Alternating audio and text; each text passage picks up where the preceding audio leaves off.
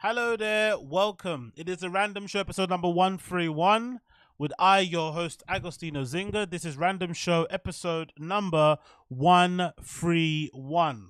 And I hope you are doing well wherever this stream may find you. I hope you are doing swimmingly. How am I? You know how it is. All things good, all things considered. I cannot lie, I cannot complain.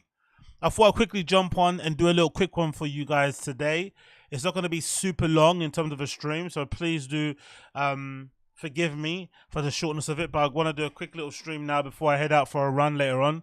And I want to catch the fucking weather while it's not too warm outside, because as you guys know, my hay fever and shit is a bit crazy. So I need to always try and check the weather and make sure the temperatures have kind of dipped, so that when I do go outside, I'm not flipping dying and I don't end up collapsing at some traffic light somewhere because I tried to go and run at a time but I probably shouldn't have. So we're going to try and give this a go for the next hour or so and cover quick little things that happened in the Bappaverse as per usual. You know how it is.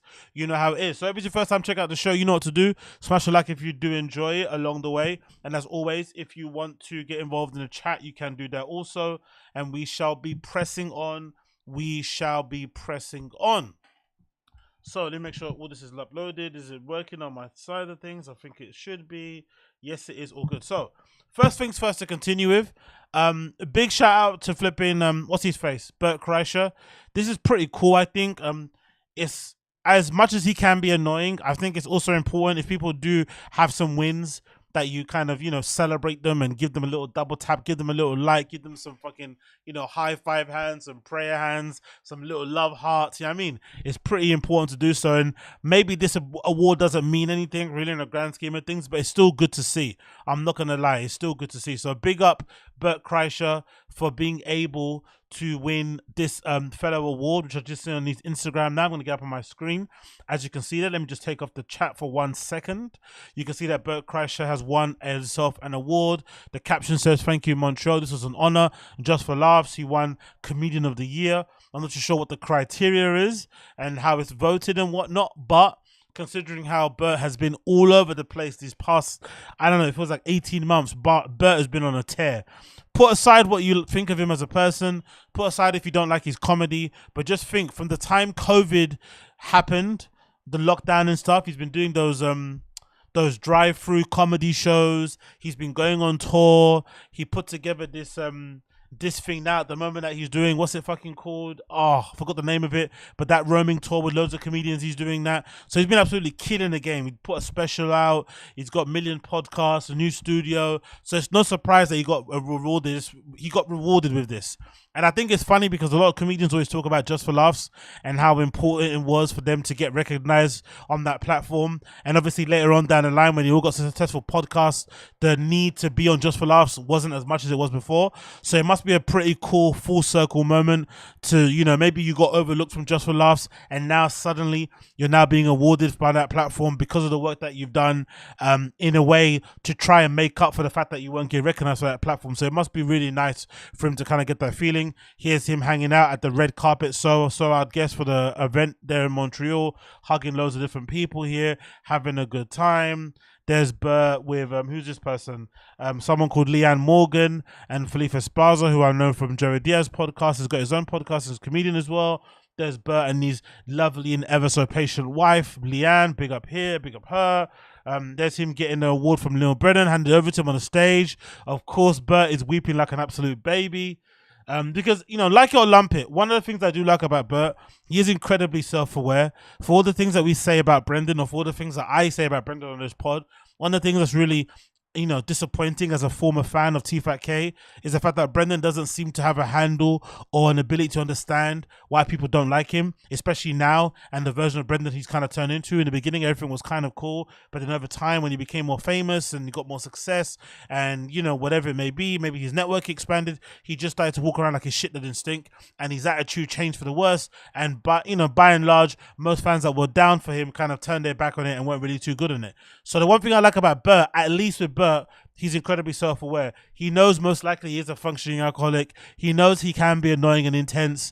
He knows he's very self-absorbed and, not even egotistical, self-absorbed and a bit narcissistic in his own way, because I think most comedians have that kind of trait in them, but he is kind of, jovial with it. He has a bit of a laugh. I'm sure if you did bump into him in a bar somewhere, you'd have a bestest of time if you actually met him in person. I think he's probably one of the rare comedians where I think out of all the ones who exist in that BAPA-verse, in the JRE extended universe, I think if you met Bert in person, you'd be really impressed. Like, he'd actually win you over more so than how he comes across over the internet, in my humble opinion. I think the others, even guys like Tom Segura, who I love, I think Tom Segura is like a 50-50 flip of a coin. You meet him one day, you think he's the best. You meet another day, you might think he's a bit of a cunt.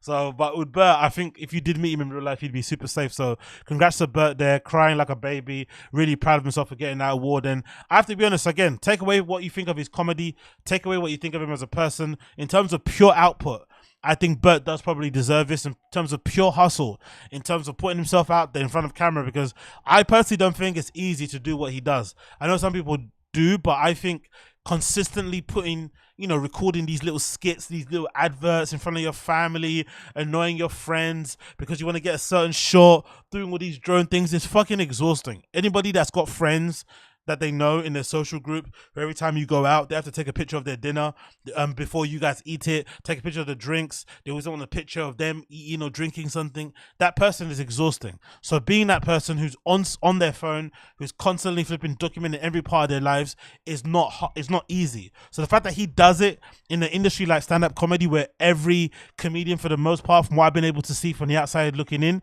they're a bit catty, they're super backstabby and shit. They're just some of the worst people ever, knowing full well what they say about him behind his back about taking his t-shirt off and then being super annoying with the phones. It deserves a lot of credit that he does that in the first place. So I think through pure will, through pure effort, and for the desire to be famous, which you can't really begrudge him for, I think everybody's allowed to have their goals and things in life, and if he wants to be famous by all means necessary, then let him do it. And I think he's done it and achieved it. And I think this year he probably deserves to be voted Flipping Comedian of the Year. Here's him again with a bunch of comics here who's there featured. We've got someone called Julie Myrrell. Who's this? Is that the Asian lady who talks about? I'm not too sure. Comedy Gives Back again. And then another picture here with some more people. Someone called Bruce Hill from Just for Laughs, I'm assuming. Maybe Bert's mum. That looks like Bert's mum, right? That they kind of look similar, right? That's giving Bert's mum. I think that's Bert's mum. They look very, very similar. So Bert's mum there, and of course Leanne there looking absolutely glowing. It's funny how great Leanne Kreischer looks, isn't it, right? Considering how Bert looks on a daily basis, Leanne Kreischer is absolutely glowing, right? She's got a nice little tan on. She's got the tatters out. She's got the big mummy smile. Like, that's the mummy smile that most guys would want for their own mums. You know what I mean? She's living well. She probably just sits down, works out, drinks wine. You know what I mean? Cleans the house and shit. Just chills, has a fucking good life.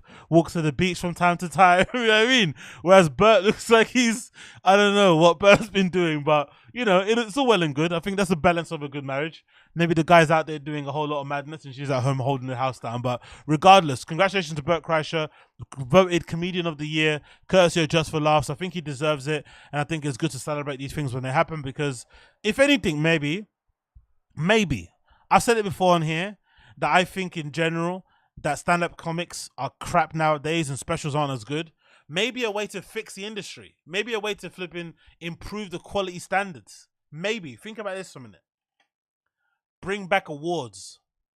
Or introduce awards. Maybe there weren't many awards before. Maybe there should be an award ceremony every single year where you award somebody the most, the best up-and-coming, the best, the best newcomer, most improved. Like, you know what I mean? Best special from underage or something, whatever. Like, that would be a pretty sick way to go about it, because then maybe people would compete on the quality of the work and not just, oh, I got views, I got this, I got that. That might be a pretty good way to go about it. That would be actually quite cool. I wouldn't mind that. And imagine also, maybe that way you could find out a way to kind of, what's that thing called? Put a light on up and coming new comics. That could be a good solution, right? Imagine that. You have this whole award ceremony thing, and then it also gives you a chance to put some light on some up-and-coming comics who haven't got any attention, and to kind of give them a bit of shine. because if they get nominated, people might be like, "Oh, who's that? Who's this?" You know what I mean? And then suddenly go to them, and also have a sketch comedy section as well included in it. Like do everything involving comedy, like best skits, best short movie, best self-produced comedy movie. All that stuff would be pretty sick. I would like to see that actually. That would be actually a really good thing to do, and maybe you could have people, hosting it every year, different people, similar to like the Grammys and shit. Like that could actually be a thing in itself, but these comedians are always looking after themselves. They don't really care about the craft that much. You know what I mean? All they motherfuckers care about is ticket sales and YouTube views. So that's probably never gonna happen. It'll probably take an outsider or a fan or something to start it. Comedians aren't gonna do it. They would rather go on tour, around LA and shit, and call that a fucking worldwide tour. But whatever. What do I know? What do I know? Next on list here to quickly talk through is this clip featuring Bradley Martin v Brendan Schaub. A lot of people have been saying that this was actually a decent interview, or maybe I said that. I don't know. Were people saying that? I don't know. But I think that anyway. That's what I think. I think this was a really good interview. To give Brendan credit. To be honest, having watched a lot of content of Brendan and being aware of who he is for a very long time, being a former fan, it's pretty easy to see when he's on his best behavior. He used to do this before when he was first like introduced to Rogan. Whenever Brendan would go on Joe Rogan, you see the comments on sometimes the Joe Rogan subreddit or sometimes the YouTube.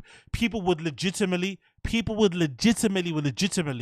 wouldn't understand why he had so much hate. They'd be like, "Oh my god, Brendan's actually comes across like a cool guy. He comes across like a cool guy, like a chill guy, because he always be on his best behavior when he's on a platform that he feels like is bigger than his, or that he feels like he get more from, or that person's famous, or whatever it may be. He'd always kind of adjust his behavior based on where he was, and then we went back on his own podcast. That's where Mr. Turbo Douche Energy came from.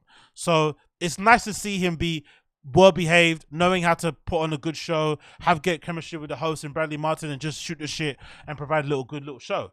But it's still, to me, very evident that I feel like Brendan should be Bradley. Like in a parallel universe, Brendan Schaub should be where Bradley Martin is in terms of like his profile, in terms of his level of fame, in terms of his reach, in terms of how people kind of like him in general, because he looks how he looks, big fitness guy, a bodybuilder guy. You'd think he's a bit of a donut, you think he's a bit of a Chad, but he is quite self-aware. He is pretty self-deprecating. He doesn't mind laughing at himself or being the flipping, being the fucking butt of the joke. He can give it as much as he can give it, he can take it as much as he gives it. He's down to troll, down to clown, down to have a good time, and it's all just kind of, again, you might not like the content and his skits and shit. I understand it might be bath level quality, but in terms of a human being, he seems pretty chill. Right? I don't think many people out there saying, "Oh, this guy's a bit of a dick." Apart from maybe that whole, running troll thing he's got going on about beating up UFC fighters, which I think is a genius level troll.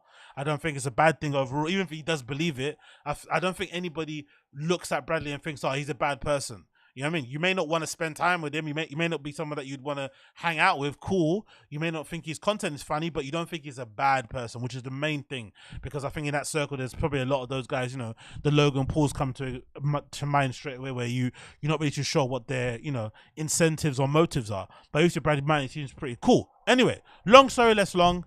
Bradley Martin and Brendan Schaub had this chat on the channel. I think it was pretty good interview. I think you could see vis-a-vis the flipping downvotes and shit. Even I gave it a bit of an upvote here. 6.7 likes to 2.7 dislikes. The views are pretty decent as well, considering Brendan Schaub's content. I think that mostly has to do with Bradley Martin, actually. The fact that he's able to get 350,000 views on this is really good. I think it's probably the most amount of views that any Brendan Schaub content has maybe got this year, like legit. So that's pretty good in that respect. And the conversation was really good. I kind of enjoyed listening to it, to be honest. I'm not gonna lie, I had it on in the background, and I thought they both came across very well. Obviously, there was a few bits and pieces that was super hilarious to flipping here, like this bit I'm gonna play to you now, where they kind of have a conversation where Bradley kind of opens up and basically says, "Hey, I'm at the age now where I feel like I should be settling down and not chasing all this punani everywhere." And Brendan gives him some tips on what he's done and stuff. And it's funny when you consider all the drama and controversy around Brendan and the trug walks and the, with Annie Lederman, the sliding into Kalila's DMs when he's married and she's going out with Bobby Lee, who's meant to be his friend, the supposed video of him cheating on his wife, handing that woman a note when he was, doing that live stream with Mike Tyson and DC and shit, and the Addies and Baddies text leaks. It's just funny to hear him talk about what he's talking about here, but I still think he has a point. Just because he might, be out in the street still, I don't think it takes away from the point that they're basically saying. So I'll play the clip and then I'll give you some of my interjection here and there.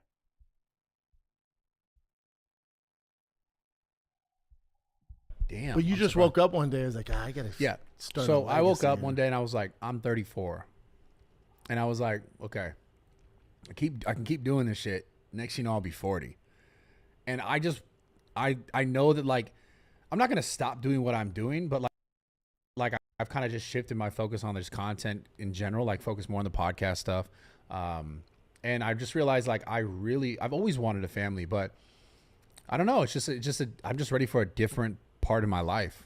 Like I have everything else established. It's the best thing too. You know, I've done a bunch of cool shit in my life, but nothing better than being a dad. Like it's so dope, dude. And like you're missing out. You're missing out on why you're here. You're here to procreate and make kids, dude. Yeah. And you're a good person. Like the world needs more Bradley Martins. That would be a better place. So by you being selfish and just making fucking TikTok videos, hanging out with 21-year-olds, like, all right, good for you. It's so selfish, dog. Yeah, it is. You know what I'm saying? Yeah. Like and at some point, like you're gonna want a legacy. And if you wait till you're 50 to have kids.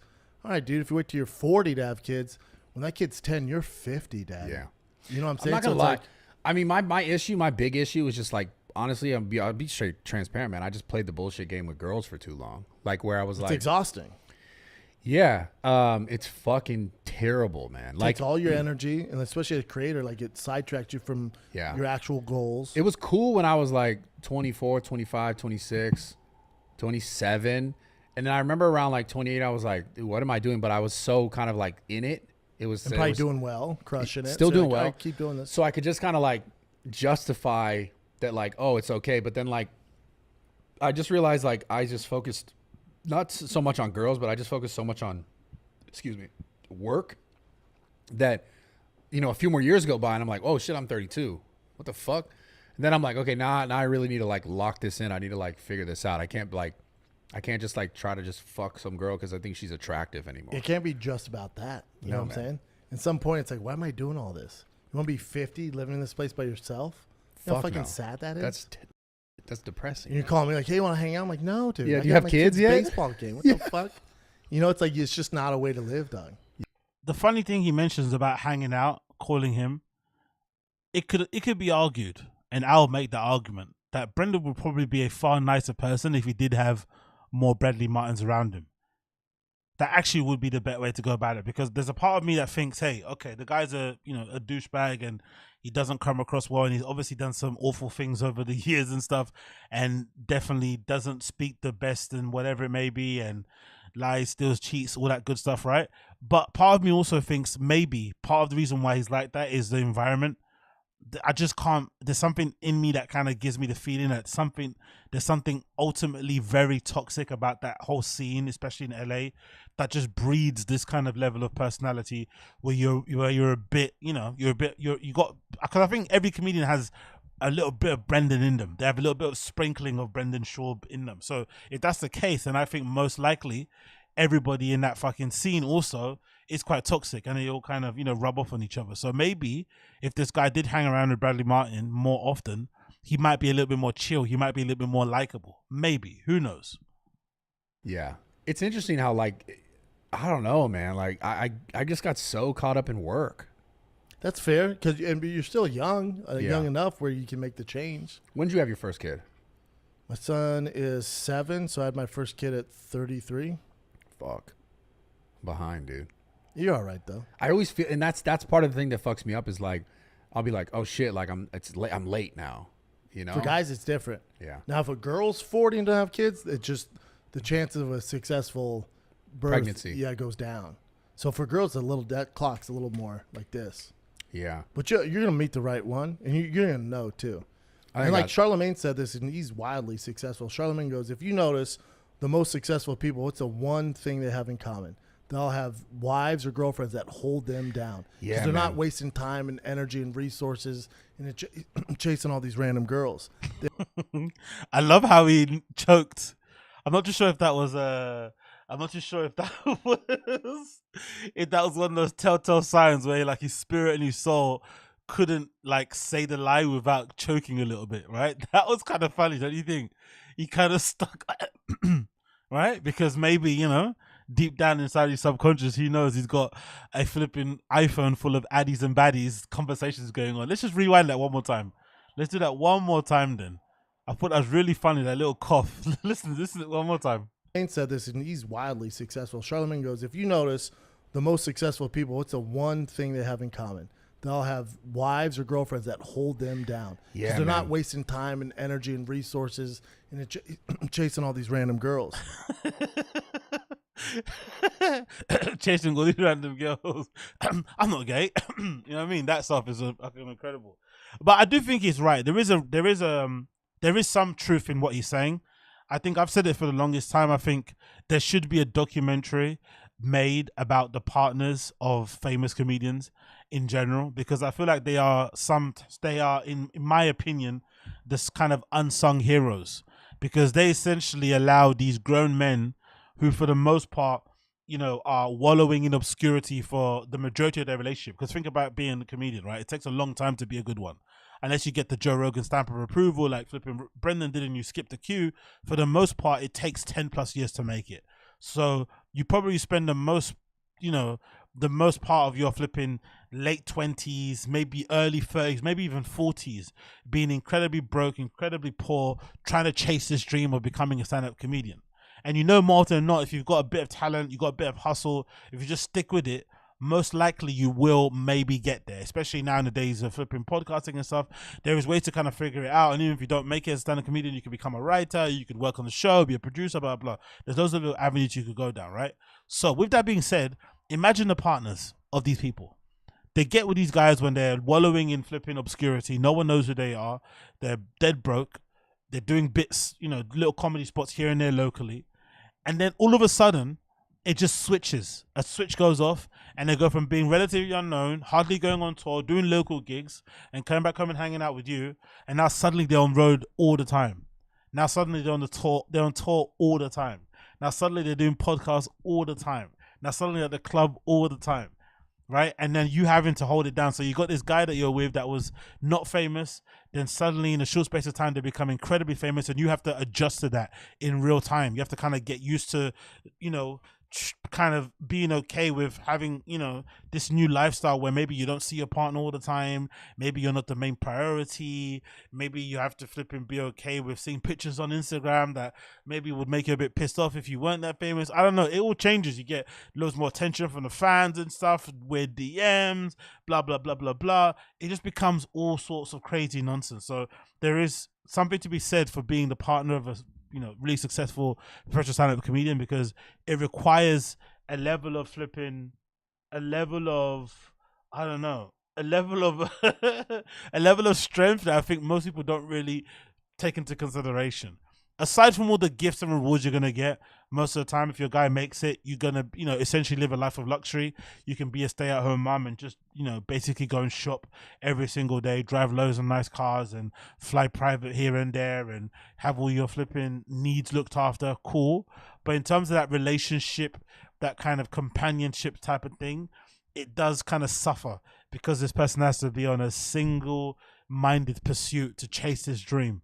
You know, and it takes a long time to get there. So maybe you do need somebody to hold you down at home so that you can have a clear mind to go after your dreams, because the last thing you want to be worried about is, you know, what's going on back home. You want to know that it's all good, it's all Gucci, so that you can continue going to these comedy clubs around the country. You can continue to finger blast these waitresses in the bathrooms, you know, get rolling blowjobs from these assistants, you know, in the green room and shit, do your gear at the club, drink as much as you want to drink, and go back and pretend everything's Gucci. You need to have a clear conscience for it, right? And they give you that clear conscience. And maybe they also look the other way. They know more than likely you're not interviewing these porn stars because you want to get an idea of what the industry's like. They know you're probably doing it because you want to smash, but they have to kind of look the other way. So maybe you do need somebody who's able to kind of put up with your nonsense. They're okay with you becoming famous in your mid-40s.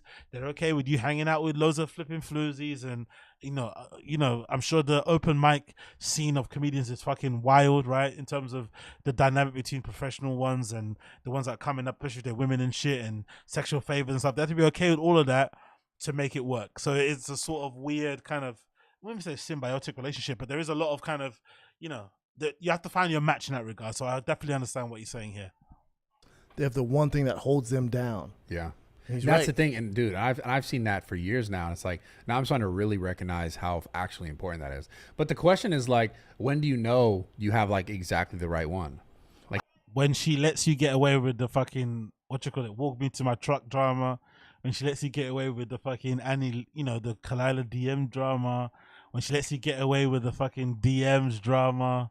Right, addies and baddies. That's when you know you got the one. In their case, I think in a regular schmeggle civilians like ourselves, we don't have that luxury, to be honest, because you know we're just regular guys. You know, our regular partners can go get other decent regular partners that could maybe look after them in a better way if you do something to break their trust. But I think with these guys, you know, I think some people have said, oh, I've seen some people saying comments, why doesn't Leanne Kreischer leave Bert or something, right? He's just, you know, he's an alcoholic, he's this, he's that. It's like, bruh, like, you get looked after. And so maybe sometimes in some relationship dynamics as well, there is that dynamic that exists where some women just like to look after the guy, like treat them like an adult baby type of thing, right? Or work on them like a project or something, wanting to fix them. So maybe in that dynamic, that's how it works. Or maybe it's just pure love there. Maybe that's just how the balance works. He goes out and gets trashed, gets drunk, comes back home, and you know he knows the wife is probably going to look after the stuff back home in that regard. So it is pretty important to find that, you know, person who's able to maybe absorb and take all that stuff in. It's a bit weird to mention all this stuff because it sounds a bit crazy and it's sounding like I'm kind of excusing this behavior, but unfortunately this is the reality of the world. Like, I don't know if you ever know if you have the right. I knew from day one when I met her, I'm like, oh, she'd be a dope ass mom, because Brian has kids. Great wife, never met him. Kids, and she was so good with them, and I was like, oh my god, she'd be such a good mom. Yeah, I've always wanted to be a dad. I love kids. I would have 10 kids if I could. I love kids. My wife's a hater though.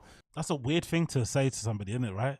You see them hanging around with, you see how they are with your friends' kids who are like I don't know, they must have been teenagers at that time, and then you instantly think, oh yeah, she could be a good mum. I never thought about that in my life, but hey, maybe my brain works differently. She only wants 3, but I'd love like 10. I live for kids. I've done everything. Though. You like kids, cars, and shoes. Yeah, that's what I noticed about you. Yeah, 100%. I love it. But being a dad, there's nothing better, dude. Like I can't wait to get home. It's a Monday, bro. I got butterflies driving home. See my kids. Fuck. I love this new persona he has. This beast of a dad persona is fucking incredible. Butterflies before I get home. Like, come on, bro. Let's relax now. Niggas talking about his kids like they're new iPhones and shit. Nothing better. My kid's in baseball and he's getting good at it. It's so dope. Oh, it's dope, dude. And I can see his the little Kobe mentality in him. Like we'll be at the band cage and be like, again, it's 40 pitches. Again, I'm like, this boy, where'd he get that? And his mom's like, geez, I wonder. That's how I was. Yeah. And then the tools that I have and the discipline you have, you pass that down to him. And now he's eating right. He's working out. He's coming to the gym with me. Like, think about. Remember, this kid is 7 years old. You, if you had a son going to the gym with dad. Oh man, it'd be so cool. You're fucking Superman, and you know your way around. So you're introducing them to this workout and that workout, and you eat this, not that, and they eat it all up, and then they're seeing results. You're like, damn, dog. Make a little fucking Terminator. Or my son, like he just gravitates towards baseball. He's done it all. He's a freak athlete, so he's good at everything he does. But he loves baseball. Baseball's tough, man. What would have happened? Because again, I'm not gonna doubt this guy's kid's flipping athletic abilities. Who knows, right? He may be a freak, but what would have happened if the kid didn't show a tendency to be good at sports or something and just wanted to chill, just wanted to be a kid, you know, with snot on his nose, playing with flipping cars, hanging around, jumping off of shit? Like, what would have then happened? Would that have been an issue? Would he have been pissed off? Would he be trying to push him into a sport? Because the way he's bragging about this stuff is really bizarre because, you know, kids are just kids. They're malleable. Maybe he just wants to spend time with his dad. That's why he's doing this stuff, because he knows his dad flipping gets excited when he does this sort of shit, and he just kind of does it because he wants to spend time with him. I don't know. It's just weird. It's a strange thing to kind of really, really be. It's strange because in one aspect, I think, obviously it's good you're proud of it, but in some respects, it's sort of like, it's kind of giving that idea of like, you know, you're sort of trying to funnel your unfulfilled dreams and stuff through your children a little bit. It's giving that tiny bit, an inchy bit, which I'm sure it isn't the case because, you know, Brendan has spoken about how difficult it was growing up having a dad that was flipping pushing him super hard with sports and shit. So I'm sure that's not the thing. You don't want to repeat the same mistakes, but it's a bit odd. This kid is 7. You know what I mean? Like, even if he doesn't end up becoming, you know, a famous baseball batter or something, it's not going to be because of this work they're doing now. It's going to be because of stuff that happens later on in their teenage years. Those are the real crucial times. You know what I mean, when they discover girls and they discover flipping booze and drugs and stuff, will they make the decision then to flip and stick with sports? Now it's just them fucking around and playing around and wanting to hang out with their dad, I'd think. But hey, what do I know? Baseball super, You think he'll be tall like you? Yeah. I think he'll be 6'4" minimum. Nice. So he loves baseball, but baseball's tough. And the league that he's in, well, the camp he's in is like elite kids, like a bunch of Dodgers kids are there, Padres, like they're fucking good, man. He's never played a game of baseball. He's only played with me. So his first week of camp doesn't get a hit, but every day he wants me to work with him. So I'm working with him and his coach, how to hit. Second week of camp, wins MVP. Goes 5 for 5 every day. So just working with him. Winning MVP at 7 years old. It's fucking hilarious, man. Every day. And then the following day, seeing it pay off, you're like, oh, dude, this is the best. I need that. Anyway, so you get the gist anyway. That aside and that kind of weird dynamic aside, I still do think it was one of the better Brendan Schaub interviews out there. So if you haven't checked it out, do. It's on Bradley Martin's channel. His podcast one called Bradley Martin's Raw Talk. It's Bradley Martin v Brendan Schaub in a street fight. Jake Paul v Nate Diaz predictions.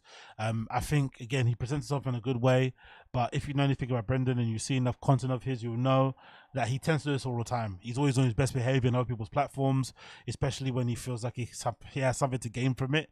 And obviously, you know, he looks up to Bradley in some respects as well. So there's that mutual respect there. So don't read too much into this as if like, oh, this is the guy he is, because unfortunately there's many years and many clips of evidence out there that show that maybe, you know, he's not the greatest guy in the world. But hey, what can you do? It kind of is what it is in that respect. It kind of is what it is in that respect. So what are you guys saying in the chat? Logos Cartel saying, listen babe, stop reading that subreddit. I'm checking out new pro PS for extended fam right now. Exactly, young and old vibe said, I'll be pissed if my compliment I got from a man was, oh, she's a good mum. Exactly. When you put it like that, it just seems so like, I don't know. It just seems like you're treating your partner like a calf or something. Do you know what I mean? Logos Cartel says if that mentality and skill came from you, Brendan, then Chill needs Jesus. That failed career will surely be redeemed. Exactly. He don't even talk about the other one. Exactly true. Yeah, young and old vibe. True. There's another one. There's the other kid, Boston, right? He doesn't get spoken about, but I guess maybe because he's showing more artistic flair. Maybe that's why. Or maybe he just doesn't give a shit about shit. Who knows? Young lover, Gorilla Finger says lies. Last time he said second place MVP. Yeah, exactly. Papa said it was a tough time from NFL to the UFC, then into comedy. Yeah, true. But anyway, what can you do? So, moving on. Next little clip I want to play here is from a channel called Dicey. I think somebody featured it or sent it in the flipping Discord. So big up you who did post in the Discord. I appreciate you very much for doing so. That is much appreciated. And it is a video that kind of dives a bit deeper into the whole cast media stuff that's been happening. I'm sure most of you have been abreast to it. Today's Just Try has put out a really good video, kind of breaking it all down. I spoke about it a little bit on a previous show. Basically, what's been going on is that cast media, where the organization or the company that basically were dealing with loads of, you know, podcasts and kind of handling all their ads for them. And they had everybody basically sign on there that you kind of know of from the JRE Extended Universe and beyond. And they're basically going through some troubles now to the point where I think they're going to become bankrupt or something. And they haven't paid anybody, obviously. So, you know, loads of podcasters are kind of, you know, basically worried and stuff. And their futures are in the balance because a lot of them, most of their income, I'm assuming, comes from cast media, because that's where the majority of podcasts really make their money, from the ads and sponsors and shit. And obviously cast are the one that handles it. They'd maybe take a small cut and then give the rest of the pods. But now they're going through what they're going through. No payments are going. The CEO has kind of gone MIA and everybody's struggling. Now, the interesting thing about this whole affair is that this might tie into a lot of other drama that's also happening at the same time. So this whole issue that's been going on at the moment with people like myself and a few others, maybe, I don't know, questioning and really not really understanding how Brendan's able to keep everything going, considering the views, considering his lifestyle, considering, you know, whatever, you know, it just seemed a bit odd. Like, you know, the guy's got a Ferrari and he's got this massive warehouse where he does his shows and stuff, and the future viewers, you know, they're not breaking anywhere near to 50K. You know, they're not getting the caliber of guests they used to get previously. He's driving a Ferrari and all this stuff. His girl's got a Lambo truck. It just seems odd. This, you know, nothing kind of makes sense on paper. And again, not to watch anybody's pockets and stuff, but it just didn't make any sense. And then on top of that, there was news that came out before of BGL basically saying, Mark Hiley saying that, oh, he was owed money and he's now basically suing Brendan, and he's kind of going through the whole procedure of that, and kind of trying to get his money's owed that regard. And then I think I remember seeing on a subreddit somebody posted, and I didn't notice at the time, but there was a really big gap in terms of uploads on Food Truck Diaries. I think the last one they did was what they did in the studio, where they had what's his face, Rampage Jackson, his son, and some other guy I think from another fighting organization. Sorry, but before that, there wasn't an upload for like a month, and I didn't notice that beforehand. So that ties into maybe the money's drying up. So they haven't paid BGO his unpaid wages, I think for 3 months, totaling up, you know, anywhere over 15,000, which is fucking insane.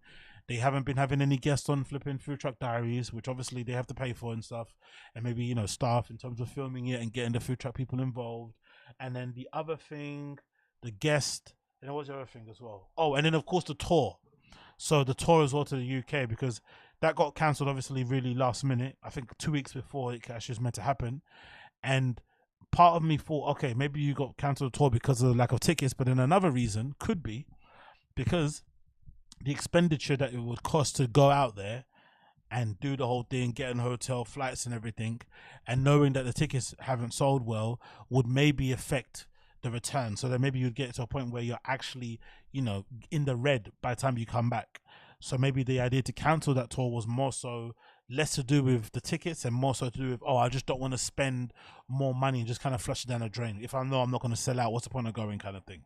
So that kind of ties into it. Anyway, I laid the groundwork just to play this clip courtesy of Dicey so you can kind of get an understanding, and then I'm going to give you a little bit of my input on the end, because Dicey channel managed to get an interview and get some word from BGO himself directly to kind of add a bit more context to this whole issue and provide more information and stuff. And I think it's really interesting what's been said here. So it's courtesy of Dicey channel. The title is Brendan Schaub's Empire is in Trouble. Check it out on their channel if you want. So there it is there. I'm going to play it now. Now that you know the story with Cast Media and Jim Cornette's podcast, let's talk about what this could mean for Baba. The first thing I want to talk about is the wage claims made by Mark Harley against Brenda over unpaid wages, and how that is most likely very closely connected to the Cast Media situation. I personally spoke with Mark about this, I've seen the complaints and the proof, and what he's saying does add up. So let's break it down. BGL has made wage claims against The Fighter and the Kid, Tiger Thick Whiskey, The Golden Hour, and Thick Boy Studios. Talk about fucking terrible names. But let's go over each of them. So the first one is The Fighter and the Kid. He was fired in January 2023, where he was promised severance pay for the month of February, which he did not receive. That's 2 paychecks totaling $1,300. The next is Tiger Thick Whiskey. He wasn't paid for the final month of work, totaling $13. By the way, just as a quick aside,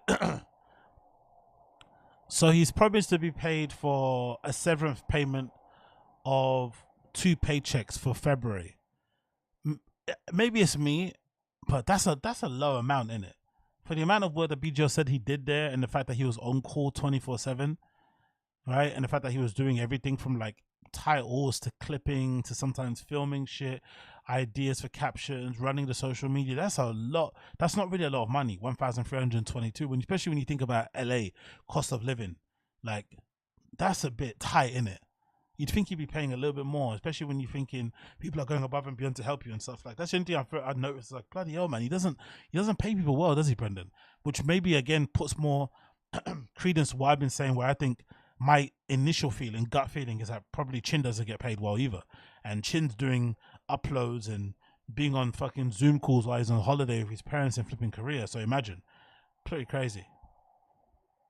$1,500. The next is Tiger Thick Whiskey. He wasn't paid for the final month of work, and he still owed $3,000 for that one. Then, The Golden Hour. He's owed $4,000 for the months of November, December, January, and severance pay, which was promised for February, but that's a lot of pay. That's a lot of months for only $4,000. I'm sorry. That's a lot of months. November, December, January, and February, and it's only toned up to $4,000. God almighty, man. He runs a fucking tight ship over there, innit? never paid. And the last one is Thick Boy Studios, and this is a long one. As per their verbal and written agreement, Brendan agreed to pay $1,000 per month for Happy Hippo ad reads. This was cut in half after the first month in breach of agreement. BGL is still owed $5,000 for 8 months of makeup pay, plus the final unpaid month. And to add on to that, they took Mark off the payroll at the end of December, despite having him work on 2 shows for Thick Boy Studios. They promised him severance pay for January and February, but didn't pay. And lastly, he wasn't even paid minimum wage for working 7 days a week, being on call 12 to 18 hours a day. There were some other invoices as well, like overdue reimbursement of goods purchased for Brenda. Imagine, that's when you know you're dealing with a real scumbag, right? It's one thing if you don't pay people, what they're owed in terms of work and stuff. That's, whatever. I guess the onus is on BGL to have to negotiate his contract and to make sure that he kind of lets it be known that he's not happy with his pay, right? You can, if you're a piece of shit, you can kind of explain away why you're not paying somebody well, right? You should really, especially if it's your friends. I say it all the time. I'm a real stickler for always paying my friends. If I've got a friend that's a carpenter, if I've got a friend that's a flipping graphic designer, somebody that's good at plumbing, whatever it may be, I'm not gonna do the whole thing like some people do. Oh, I'll pay you in drinks. I'll buy you a bottle of wine, or I'll take you out for dinner. No. Give that person money.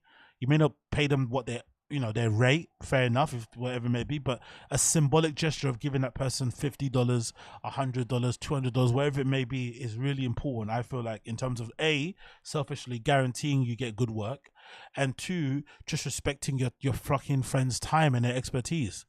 That's what you should be doing, really. You should do it even without them asking. But there are some scumbags that exist out there that say, hey, when it comes to work and stuff, you have to negotiate your own things. And, if you don't negotiate well, it's kind of your business. All right, no problem. But the thing that's really disgusting, I feel like, is when it comes to stuff like this. When it comes to the old DRUGS and the booze and stuff and whatever it may be, like, settling a bill if somebody maybe sorted you out with drinks at the bar, or maybe settling the bill if somebody got you some gear. That sort of stuff should be done instantly. You shouldn't be, letting that person flipping foot the bill for you and then maybe trying to chase it later on. If somebody helps you out to get you some stuff, some adult flipping goodies and shit, you should be settling that instantly. If you don't have the, if you don't have the patience, or you're not bothered, or you're too lazy to figure out how to do it yourself, and that person goes and does it for you, you should do them the flipping, you should do them the decency of making sure that you give them the money and you settle that bill ASAP. For me, again, these are tiny things similar to like how you treat people in flipping bars and restaurants and stuff. But if you're the person that runs away if you're a person that runs out on a bill, or you're always in the toilet when it's you're around, then you're not my friend. Do you know what I mean? You're a piece of shit. That's an indication that you're a piece of shit. Or you're the person that when the bill comes and we're splitting it, you're arguing about how much you're paying because you only had 2 starters. That's the kind of thing it's given. So it wouldn't surprise me if Brendan's that kind of guy, the kind of person who only pays what they ate, only pays for what they ate, essentially, won't want to add anything more just to make the whole bill split easy. The kind of person who clearly doesn't settle the bill when somebody gets them some gear, and also the kind of person that doesn't pay their friends accordingly. Because remember, BJ and Brendan were friends at one point. That's the real scary part about this whole thing. All of the stuff totaled to over $15,000. When Mark reached out to the accounting experts over at Thick Boy headquarters, they counter-offered him $7K. Like, bro, this isn't a negotiation. You got an employee that you didn't pay. Fucking pay them. Like, for a guy that quit the UFC because of a Reebok deal and constantly talks about fighter pay issues, he's awfully quiet when he needs to pay his own employees. I'm not a fan of the fighter pay issue myself, but at least Dana pays his fighters what they're owed in their contract, instead of Brenda, who first underpays his employees and then doesn't pay them at all. The way that these wage claims will unfold will be quite interesting, and based on the evidence, Bappa may be fucked. A few things that stood out to me are Mark's pay randomly getting docked, or how he was always on call, which we already know what he was doing, responding to urgent text from Brenda at 11 p.m. at night asking, "How's the baddies?" I'm still not sure. Maybe I forgot. Why did BGL's pay get docked? How does that work? How can you be on a certain salary or a certain pay, and then because you do something wrong, they dock you of your pay? Like, what is that all about? That's strange. Or is it because he was an independent contractor? Maybe that's why they could do that. That's a very strange thing to do to somebody. Maybe, if you did something wrong that Brendan didn't like, fire him if you want to, but docking somebody's pay is odd. Maybe it's similar to like if you came in late to work. Maybe if you started at 9 and you woke up late, so you arrived there at 10 or 11. Maybe you might get half pay's work. Cool, no problem. But it seems like after that mistake, his pay continues to be that. I mean, that's the thing. It wasn't like if you fucked up a mistake, I'm gonna not pay you the full amount. It was more so that was his new rate. That's the kind of feeling I get from what he said. It was like a new rate basically got established. Very, very strange. Oh, people say, okay, it's contract work. Okay, cool. Game Breed Football is saying it's contract work. Verbal agreement aren't worth for carrot. Exactly, local. And Bella said, didn't he say it was because he had to stay in Vegas for a day? Oh yeah, true. Yeah, that was it, innit? That was it. It was. I think it was one of the rare times he couldn't drop everything and be with Brendan, and Brendan didn't take it too well, and then he kind of docked his pay or something. Either way, I forgot what it was, but hopefully someone can fill it in later. But it seems like a strange thing to do to somebody. To be fair, it seems really, really out of order. Yeah, of course, young and old vibes. BGO is a little bit dumb, but that doesn't excuse Brendan's behavior to him. That's the thing. I'm thinking of this. No one's excusing or saying BGO comes out of this smelling like roses. For somebody of his age, of his experience, especially being in Hollywood, he's been trying to make it there for fucking years. He's maybe in his 40s, I think, or something, right? He's a grown up. I'm sure he's seen things. He should have been a bit more street smart. He should have been a bit more aware. He should have had his head on a swivel a little bit more. But to be fair to the guy as well, again, I haven't been fair to him over the flipping time of this content because I find him a little bit annoying. But to be fair to him, it's understandable why he did get duped, because he thought they were friends. And I think sometimes as guys, when you do meet people, it's hard for us to make friends anyway. If you do meet somebody in your adult age who you feel like is your friend, and you build this kinship together and you work together well, you can sometimes excuse or overlook some things that you probably would have seen as a red flag when it's just like a straight, employee and employer kind of relationship. I think that muddying of the water essentially is what fucked him, because it took his eye off the ball. And maybe the whole stuff with him and his ex-wife, the other drama outside of it, kind of added to the whole thing. But I think in general, my whole attitude on this, which is really kind of naive maybe, I think if you're dealing with your friends, you should just do the best by them. You should try and help them out as much as you can. So even if the relationship does kind of break down, you should try and make it as easy as possible for them, because you were once friends. But again, maybe I'm just speaking out of turn here. I don't know what I'm talking about because I haven't been in that situation myself of employing loads of my friends like that. I don't know. It's bizarre to me that there was no defined role for him. He just had to do everything like merch, security, editing shorts, managing social media, in addition to driving Brenda to gigs, and basically doing everything under the sun for him. Where it looks like Brenda really screwed up in terms of Mark's employment is that he didn't keep any sort of time records for hours worked. No tracking of overtime or meal breaks, despite Mark normally being an hourly wage employee. Mark's complaints recounts all of this with screenshots showing that he was not compensated for overtime, mileage, being on call, and on and on and on. There are all sorts of potential penalties that Thick Boy could be on the hook for, in addition to back pay. What's interesting is that Mark's pay issues line up suspiciously well with the cast media stuff, so it makes me think that money may be tight for Brenda and co. Mark confirmed this by saying 100% not being paid is connected to the cast fiasco. Imagine. And I've got my ulterior sort of like, or my different opinion on this whole thing is that a lot of this is sort of like self-inflicted.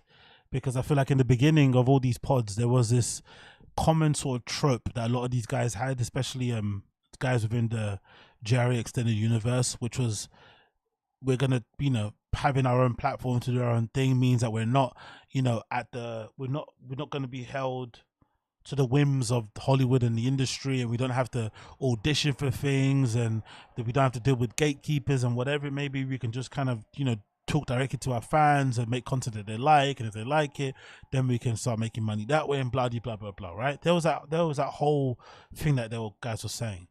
But the funny thing is, I think there's a majority of comedy podcasts I can think of are all signed to some of these agencies like Cast Media. The majority of them.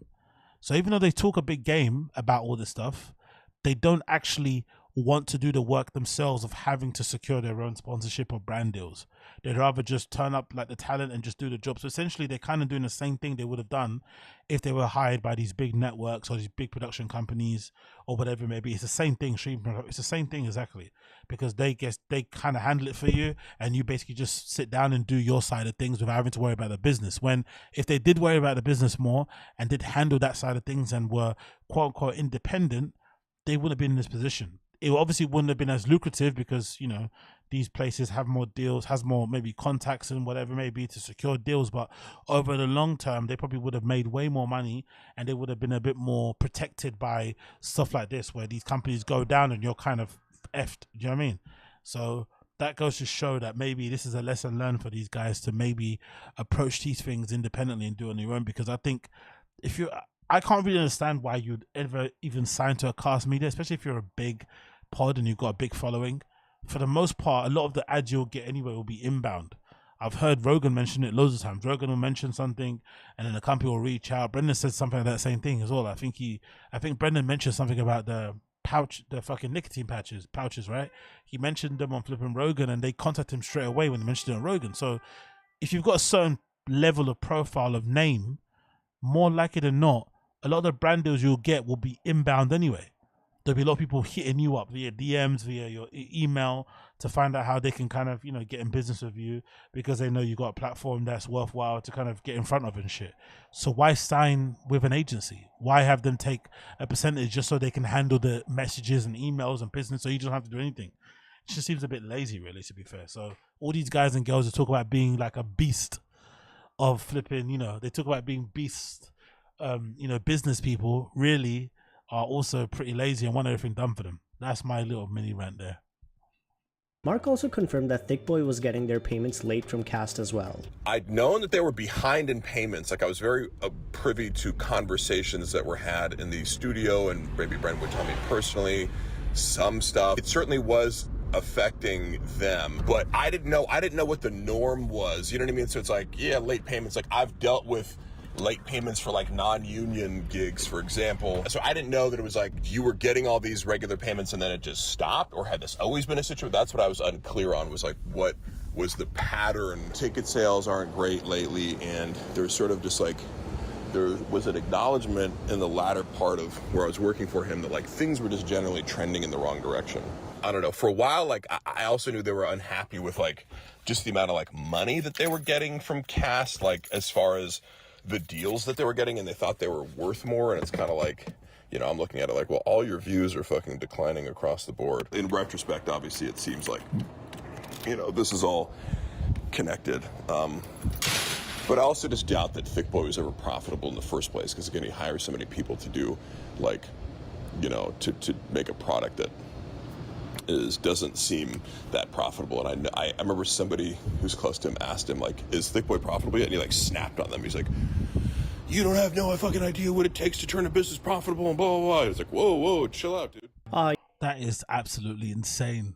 Absolutely insane that was all happening behind the scenes. And it goes to show, I think the last bit what he mentioned about, you know, Thick Boy going out straight away and hiring a bunch of people is one of the things that I never understood what was going on there, because my initial reaction to it when he kind of did the whole Thick Boy thing, it felt like to me it was more so his attempt to try to control the narrative, because at the time it was pretty evident and pretty clear that Showtime were the ones that said, you know what, we've had enough of you, like, leave. And I've said it before, where, you know, I think on previous streams, I wish I could maybe dig them out. But I remember saying before on previous streams that I really couldn't understand why Brendan would be so lazy and wouldn't take, you know, wouldn't do the necessary amount of prep work for Below the Belt. That's what his MMA show was called before, right? On Showtime channel. He wouldn't do enough prep work and stuff, and you just kind of approach Below the Belt like he does the Shub show, right? Just lazy, come on there, wouldn't know what the fight card was, wouldn't know who was fighting on it, what time it was, reading off of Wikipedia, and just kind of reacting to the news that Chin was kind of gathering off of, you know, MMA socials and stuff.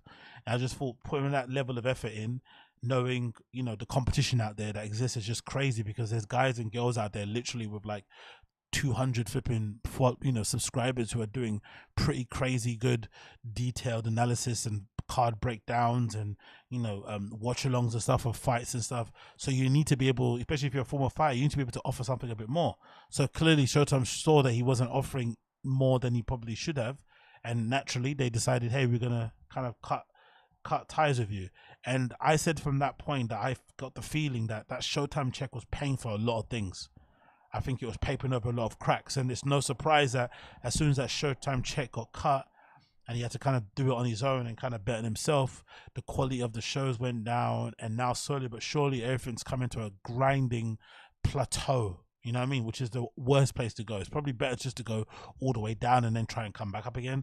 But this kind of weird plateau places in is really bad. And when he did the whole Thick Boy thing, it felt like to me he was trying to control the narrative in terms of like, hey, look, I didn't get fired. I'm still, even though if I got fired, I'm still good. So that's why I think the whole Ferrari got purchased, and he made a big deal about that and showing that on socials. The whole big new office thing got purchased to show that, hey, it didn't matter if I lost showtime, I can still do it on my own. And if anything, that tendency or that need to always be, you know, faking it till you make it and kind of worried about your image is maybe what's got him in this trouble, because he kind of, you know, maybe stretched himself too thin, hired too many people, didn't need to have all these people there.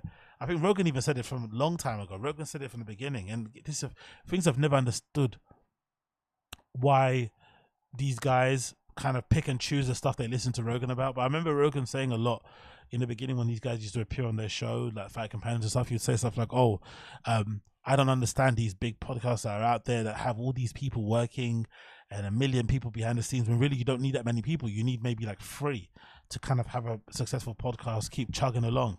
And at that time, they already have 5 employees, you know what I mean? Not including whatever co-host that comes on.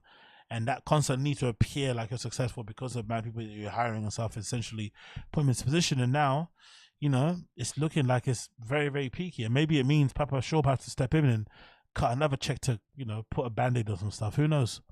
Yes, that's totally a sane response from a totally secure guy who's definitely not financially strapped. But what Mark says is true. Looking at Brenda's podcast, they're definitely not pulling the same numbers they used to. And he has so much overhead for the type of content that he makes, like he has 3 to 4 employees behind the scenes doing who knows what, not including the lease on his studio where he shits out the awful content. Another curious thing that Mark mentioned was that he was secretly taken off the payroll, I quote, seemingly in a desperate attempt to cut costs and make the company seem profitable or closer to it. Now, why would Baba be doing that? A comment from Mr. IcyPush6792 says, I'm a hedge fund guy. Live One is a publicly traded media company. One of their assets is Podcast One. LVO filed to spin off Podcast One a while ago. In June, it was announced that the spin-off is being delayed due to NASDAQ scrutiny regarding audited financials. Just prior, LVO announced that its Podcast One entered a non-binding agreement to purchase certain assets of Cast Media. The long and short of LVO's commentary surrounding the asset purchase was that the podcast ad revenue is drying up and they have an opportunity to purchase some assets on fire sale. The above is just a long-winded way of saying that an SEC-regulated publicly traded company dug through Cast assets figures and Bapa was undoubtedly exposed. He mentions to have emailed LVO CEO to get some clarity. Here's hoping he updates us soon. If we look at Podcast One's website, it does show all of Schaub's shows on there, so I do suspect there is some Madoff number crunching going on, and maybe that's why he's discounting everything, from his premium thick nectar to designer quality merch. There was actually something that was said during Jim Cornette's show that does really well to summarize Brenda's business practices. When you're trying to fake it till you make it, at a certain point you need to stop. And one of the biggest problems with podcasting as a business, as a genre right now, as an industry, is too many people don't understand what the business is. And the business is a wonderful business as long as you don't pump it up and try to make yourself bigger than you are, and have productions that there's no audience for. Baba Schaub is clearly not conservative with his money, so the really interesting question is, will he still be a millionaire in a couple of years? He is the king of Thick Boy Empire right now, but I'm really curious where he will be in a few years. If I were to guess, I don't think he'll ever stop podcasting or doing comedy. He's got a rich dad that will bankroll him. I do think that he will have to drastically cut down on production and his team, but he will continue to do some type of podcast because the Redact thinks people want to hear him talk, and he thinks he's actually good at it. I have to stop there and say, my theory is on this one, and I think I've got a different from most people, because I think there's a small, there's a small group of people on the Final Kids subreddit who are secretly hoping that this guy goes all the way down and has to get a real job, which I don't think is ever going to happen, personally, for me. I think sometimes when you're born on, second or third base, you just remain there forever and ever, because for the most part you've got probably family that can always kind of, you know, give you a little bit of support if need be. In my case, I don't have that, right? If I need to make some money, I have to kind of go out there and make it myself. Right? These guys always have the ability to have somebody not even just lend them money, but actually support them until they kind of get back on their feet. So with that being said, and knowing how, you know, successful Brendan's dad is, and the fact that he clearly is a very intelligent dude from the sound of his voice on hearing him on that clip on the Fighting the Kid, I would imagine that most likely there is no real kind of like back to like real life sort of, you know, level for Brendan. I'm also very dubious about this whole idea about him kind of, you know, maybe what's that thing called, simplifying shit and being a bit, I don't think that's going to happen.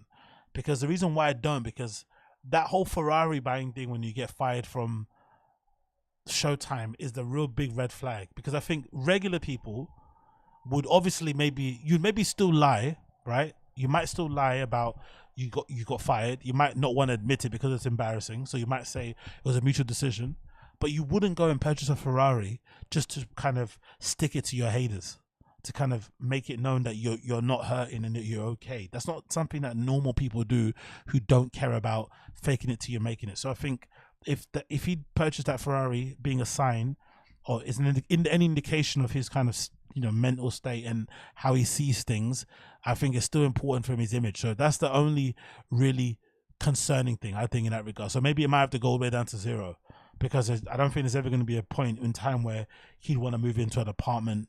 He'd want to flipping, you know, sell some cars and shit. That's not going to happen, because that is a huge part of his identity as well. He kind of holds on to that in terms of a signifier of how successful he is. And unfortunately, those may end up being the sort of like weights on his legs that kind of drag him down to the bottom.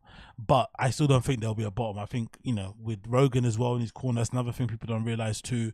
I think I mentioned this, or somebody who I speak to about it the other day. Somebody, I forgot who it was, but basically I've always had the feeling and suspicion that Rogan, you know, secretly has always regretted that conversation he had with Brendan about, you know, his UFC career and quitting and whatnot. And he probably made a secret, I'm just throwing this out as a theory, but I've got a feeling that Rogan made like a thing in his head where he will do everything in his power to always help Brendan, because he felt bad about that conversation, like making him quit. Basically, he kind of felt maybe that he wasn't in his place to say that. Maybe it was the wrong time. It came across well. He invited loads of hate, whatever it may be. I just got a feeling that Rogan also will be the type of person, you know, how we've heard of him spoken about via various comedians. He helps out a bunch of people behind the scenes and doesn't mention it. So I can imagine Rogan even being the kind of person to cut him a check of like a couple of mil to kind of get himself back on feet again. Like loads of things that could happen. So I don't think there's ever going to be a time where he's kind of down and out completely, because he's got too many people in his corner that are riding for him and basically feel like they, you know, should be there to kind of hold him up if he ever goes down. So it'll be interesting to see how it plays out. But I thought this video, courtesy of Dicey, was a really good one. Let's just play the end bit and then we'll end it.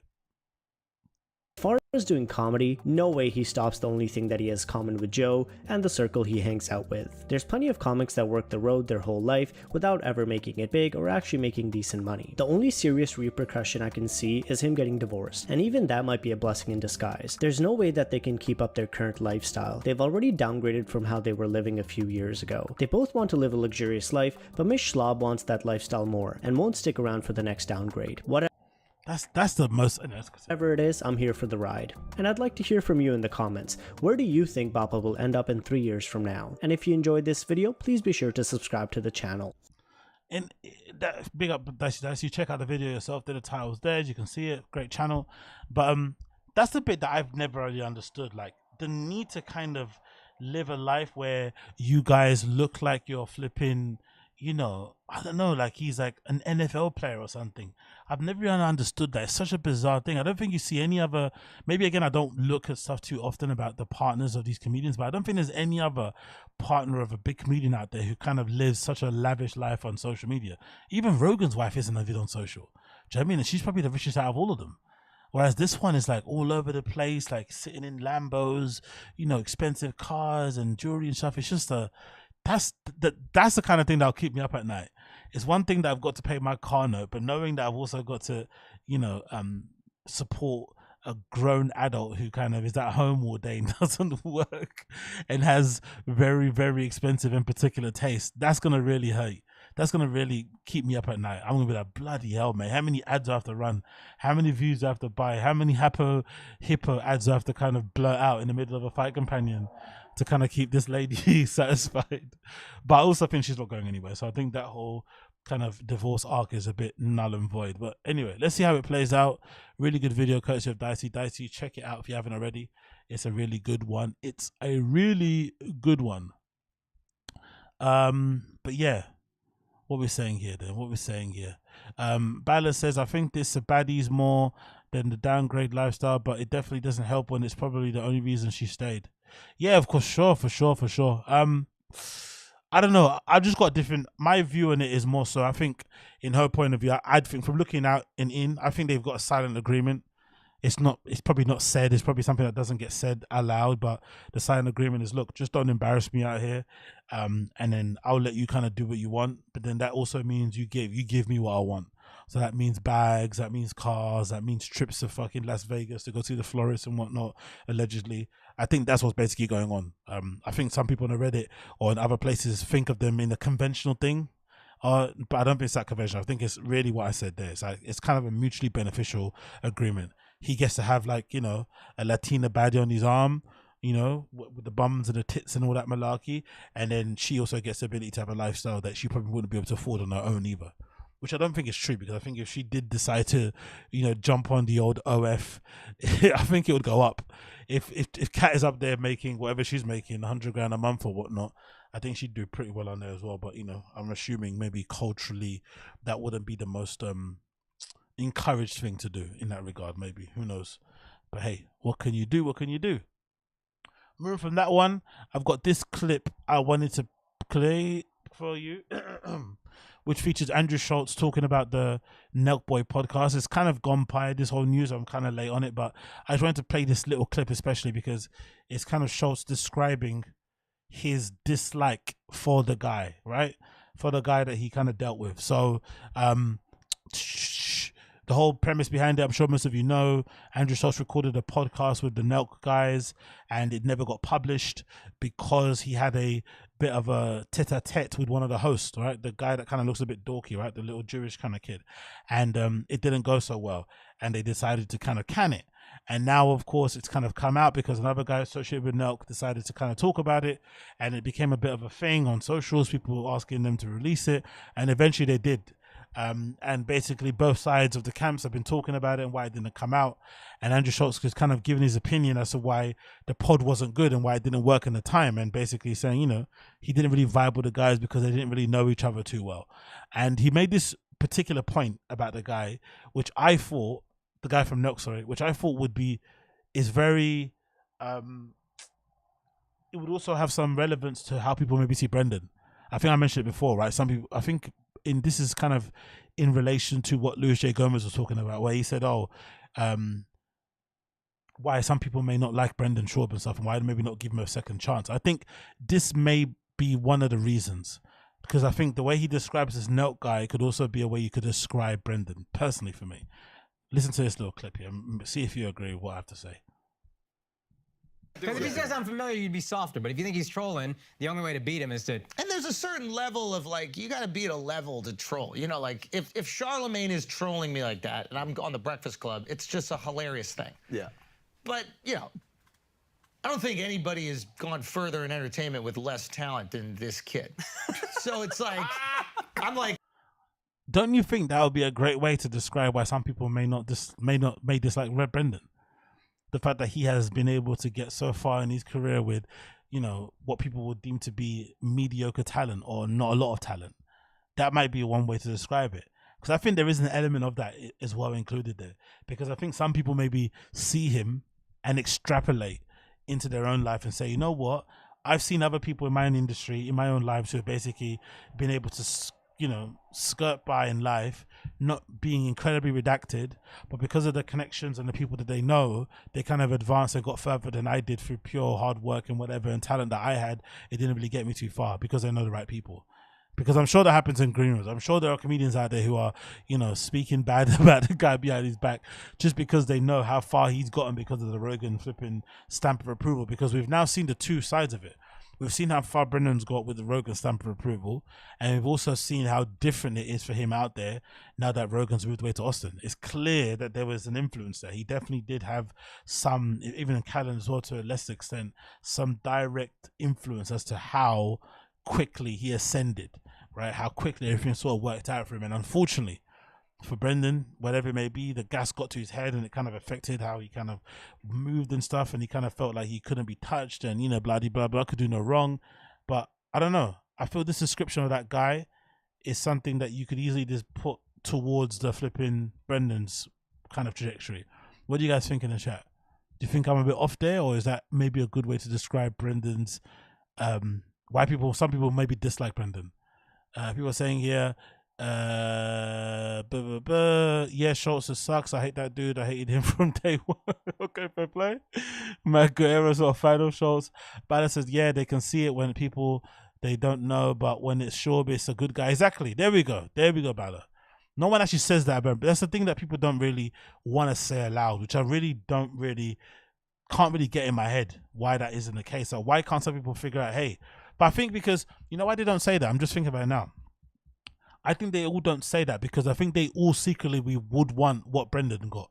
Because Brendan still, till this day, if I'm not mistaken, he still has the highest amount of individual appearances on the GRE, which is insane to think about. All the illustrious flipping guests that Rogan's had over the years, all the amazing people who've achieved amazing things, Brendan's still the one that's got the highest amount of individual appearances on there.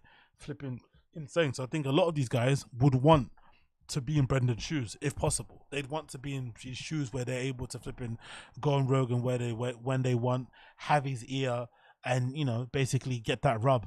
So they don't want to say it because they know that they would want it, and they also know that the truth of the matter is they definitely did help his career, and they would want it for themselves. That's probably why they don't do it. Maybe, I'm not really too sure, but it's kind of giving me that kind of vibe overall. What we're saying here.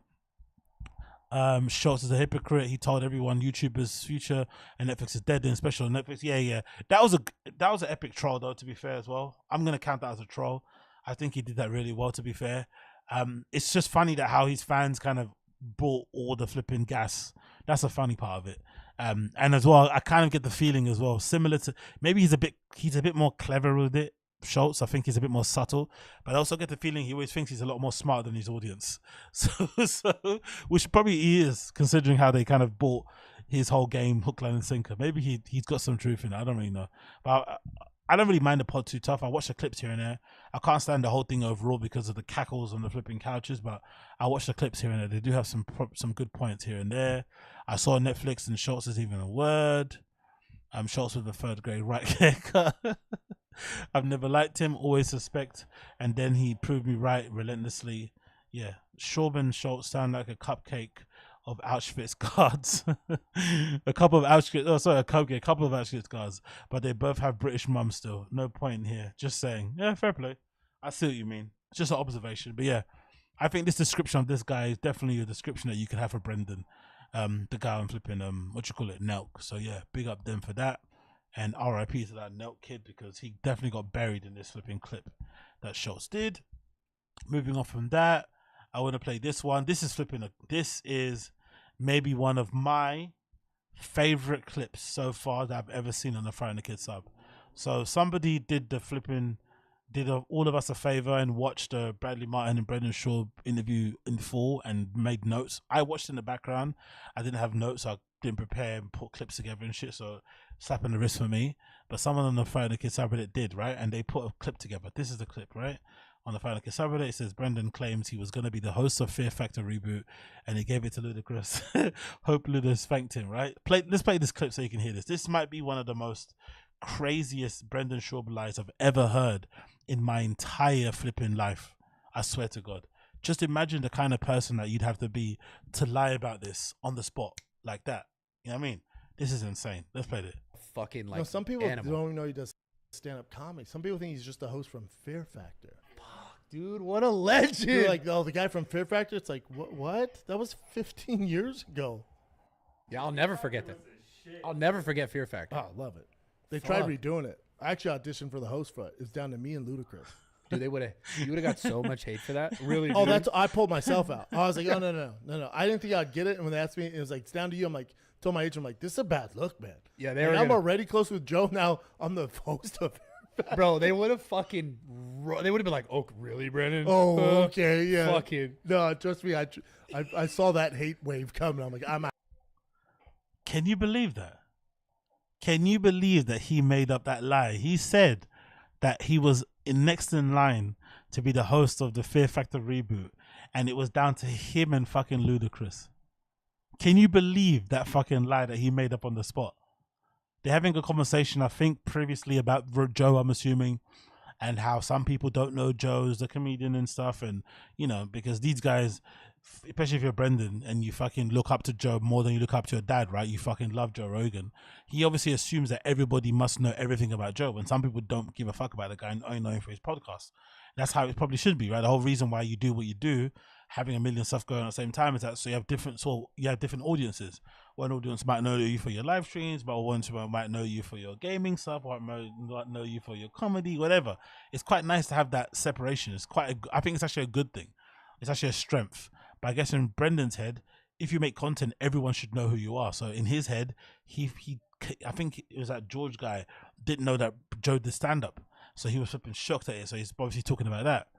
And in this conversation, where it's quite, it's a nice loose conversation about Joe and his career and stuff, he somehow gets the feeling, the urge to just insert himself into it and want to be the kind of hero of this story. And look, hey, look how amazing I am, and just unprovoked, really. Think about it. This is unprovoked. No one told him anything. No one suggested anything. He wasn't prompted. He decided unprovoked to offer up this information because he wanted to seem awesome. This is a joke done on the fly. Sorry, a lie on the fly. This is really scary that someone can lie like this. Let's play it one more time. The fucking some people don't even know he does stand-up comedy. Some people think he's just a host from Fear Factor. Dude, what a legend. You're like, oh, the guy from Fear Factor? It's like, what? That was 15 years ago. Yeah, I'll never forget that. I'll never forget Fear Factor. Oh, I love it. They tried redoing it. I actually auditioned for the host for it. It's down. Now, see, I think, if I'm going to be fair to the guy, I think there is some truth to this. He probably did audition for the host of the new Fear Factor. I don't think the other stuff is real. It's true. No way. So I'm going to say most likely the truthful part about this is that he did audition to be the new host of Fear Factor because of how much he fucking loves Joe Rogan, right? He named his kid after fucking Rogan, essentially. I think so, right? Calling one kid Boston when he's got no connection to Boston whatsoever. He always talks about the state he sells out the most tickets in is flipping Texas. So why not call your kid fucking Austin or Dallas or something? Why call the kid Boston? Obviously, Rogan's famous for being born in Boston and coming up in that scene and how hard it was, blah, blah, blah, blah. So my feeling is that he probably named his kid after Rogan. If that's the case, he's also probably going to be the same type of dude who's going to want to follow in Rogan's footsteps, right? He's going to want to be the next Rogan. That's what he kind of said one time before. He's going to, he kind of wants to, overtake what Rogan's done and whatnot, blah, blah, blah, blah. So I have a feeling that he purposely did try to audition for the flipping Fear Factor role because he wanted to follow Rogan's flipping example, right? Follow his lead. But all the rest of the story is complete lies. That's my theory. So the start of it's true, but then like a true pathological liar. Yo, big up Chris Hutch. Appreciate the super chat. Great host. Never got it. Thank you. Big up you for the super chat. But I think like a good pathological liar, Brendan then had to up the ante. It wasn't enough that he just auditioned for the thing and didn't get it, because a decent human would be like, you know what, I auditioned for the role of Fear Factor because I was super hell-bent on trying to be the next Rogan, but then I quickly realized how much of a beast that job was, and I'm kind of lucky that I didn't get it. And obviously, it's between me and Ludacris.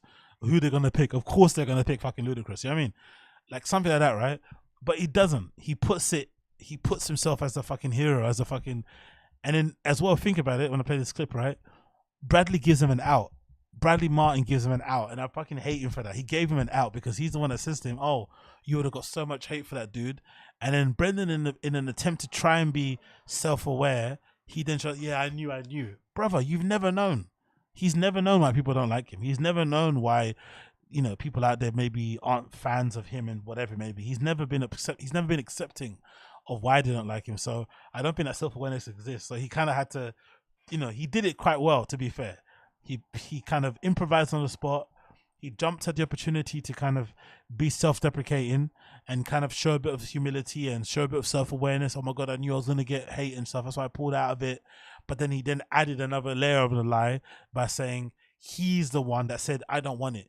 Essentially, he's the one that gave it to Ludacris. Imagine who Ludacris was when that reboot must have happened. Maybe might have been Fast and Furious 5 times or something. That's what he's saying.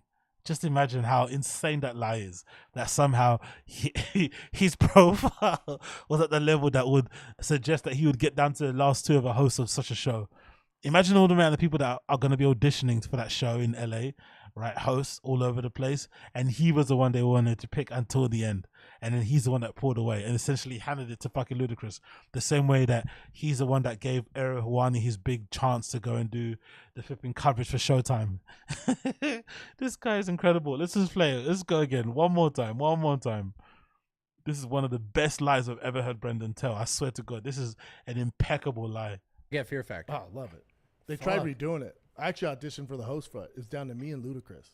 Dude, you would have got so much hate for that. Really? Oh, dude? I pulled myself out. I was like, oh, no. I didn't think I'd get it. And when they asked me, it was like, it's down to you. I'm like, told my agent, I'm like, this is a bad look, man. Yeah, I'm already close with Joe. Now I'm the host of. Bro, they would have been like, oh, really, Brandon? Oh, okay, yeah. Fucking. No, trust me. I saw that hate wave coming. I'm like, no, he didn't. That's a brilliant lie. Legitimately one of the most brilliant lies I've ever seen in my life. But I hate Bradley for giving him that out. Because Bradley gave him the out by saying, yeah, you would have got all that hate. And then he quickly jumped in the, yeah, man, I knew. That's why I didn't do it. It's like, no, you didn't. Come on, man. So, again, to be fair to the guy, I think the first part of the story is true. He probably did audition for it because he loves Rogan so much. And he sucks him off at every given opportunity. I'm sure he did audition for the role to be the new host of Fear Factor Reboot. But the rest of the story is a complete fabrication. What do you guys think in the chat? That's what I think anyway. 730 says, what happened to Fear Factor Reboot? Where's Luda exactly? We don't know. AZ is right, says Starlux. This dude is late on the mullet tip for sure. As Sada C says, pulled himself out. Thank him exactly. Pulled himself out. Thank him exactly. David Guerrero said, did Baba pay the 1,000 to 10,000 yet? Probably not. I'm gonna play that next. 730 says, why would they ever get him for the role, for the Rogan appearances? Exactly. It doesn't make any sense. Nothing about it makes sense because we've seen what he's like on TV. Reading prompts, just being a host, he's crap at it. Even on his own pods, he's not really good at it personally. I've always, my kind of, theory is that the golden hour would be improved a lot more if he kind of played the role as a person that just sets things up instead of just sitting in the middle and trying to be the host leading the show. If he just let Eric and Chris kind of riff and then kind of, interjected here and there of his dumb takes, I think that show would be a lot better. But because he wants to try and hang and be there with them and be the host, it kind of sucks all the energy out of the room. Because he just sat there kind of trying to parrot everybody's jokes and stuff. So he's not a good host. Even on pods, he's not a good host. So imagine him trying to be a presenter. Like, come on, bro. That's not happening. Pulled out like he pug that does his, I can't, come on. I see, as sad to see, I can't read that. And then he did. Super Jealous says Bradley and Bappa flirting B. Yeah, it was honestly one of the best appearances he's done in a while. I feel like Brendan did come across really well on it, but again, like I said, he's on his best behavior. He wanted to impress his new friend, so that's fair. Gamebred Footballer said he can't read. True. Logos Cartel says, what are you talking about, B? I don't really know. I just go. Golden Hour sucks, but at least I got this new gold jacket. Yeah, that gold jacket that was meant to be for fans only, Patreon fans only. They couldn't sell any, then they put it up on the main website. Oh. That's gotta hurt, man. Yeah, big up my guy, Rodeo Brito. I see you there in the chat as well. Big up you. Hope you're good, my friend. If you wanted to hurt me, God on, brother. He's so performative, whoever he's in front of. Exactly. 7:30. It's all just a big fucking game, man. But, I don't know. I just love it. I guess because I can't lie like that, I'm really impressed when I see people lie like that, My ability to lie like that is very, very bad. I've not got the capacity to just on the fucking fly make up an incredible lie to paint myself out to be the fucking hero of my own movie. But this Brendan guy has a real talent to just on the spot like just lie. It's just really uncanny. It really is. There's that one pod where he's on, I think it's Busting with the Boys, where he just mentions out of the blue that he's got a board of directors at Thick Boy, right? He's on his Busting with the Boys chat. They're talking to him about something, and he just mentions out of the blue without being prompted, without being suggested. Like he just wants to impress these guys, and he mentions, "Oh yeah, we've got a board of directors at Thick Boy." Board of directors. And then they grill him a bit more, and he's like, "Yeah, I asked them for advice. They give me input on business." I'm like, "Oh my God, that's almost impressive. A board of directors." What? Like business fucking input? What? For a YouTube channel? Honestly, it was legitimately what I find that so impressive. I find it really because I don't know. I just find that bit to do that so impressive. I don't know. Maybe because I just can't lie like that, and I wish I could. So again, it's more of that kind of, seeing things in people that you wish you had yourself. But God Almighty, mate, what an incredible guy, mate. Honestly, board of directors for Thick Boy, for Food Truck Diaries. Imagine for Food Truck Diaries, for Golden Hour, for T5K. What advice? Business advice. Read your ads at 20 minutes, not at 30 minutes. End the show at 1 hour 20, not 1 hour 18. Like, what the fuck? Anyway, let's move on. These clips are absolutely hilarious. This is courtesy again of the Fire and the Kids subreddit, so big up these guys. They managed to find these clips of Thea Vaughn in the wild. I think, is this during UFC 2, was it 291 or 391? One of the others that happened over the weekend. Unfortunately, my boy Dustin Poirier lost with a fucking brutal head kick, which was really unexpected, to be fair. So big up Justin Gaethje. But I guess Thea was in the audience. Thea was there live, milling around, having a good time, and look what Thea was doing. Right, he's out here, as the title says, dealing with his demons, because that was a quote that everybody kind of repeats that Thea said in the last episode that he was on of the Golden Hour. King of the Sting, now called the Golden Hour.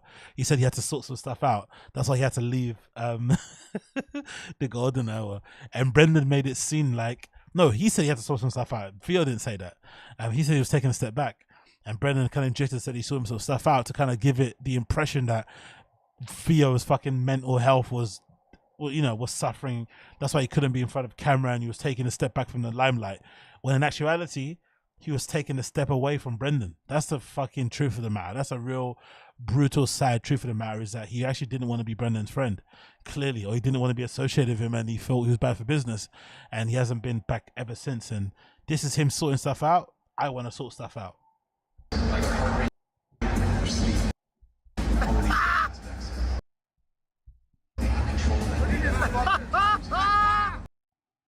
He's out there with the baddies, bruv, hanging out. Having a good old time, right? But there's this other clip, right? This other angle, because I think that clip is flipping going bookie on me. This angle clip I want to play is the one that really made me laugh, right? Because I'm thinking, what do you guys think? What's the theory here, right? This is again because of Fear of One, I think subreddit, right? It is, right? There it is. You can see it. But let's play this, right? This one's the one I'm curious to say. I think there might be a bit of a, again, not to put any smoke on his thing, because it is what it is. We're all adults. We all do our adult fun. But is it me, or does one of these fine ladies hand something off to the old Theo Vaughn? Does Theo Vaughn get a little cheeky package while he's out there at flipping UFC? Because again, I don't blame him. If I was out there, I probably would have done the same thing. But did he get handed a cheeky package? Did he hand over some money? What was going on here?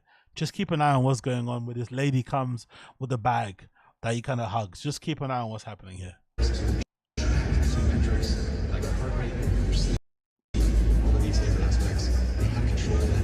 The lady in the yellow, that one there. Does she open her bag a little bit?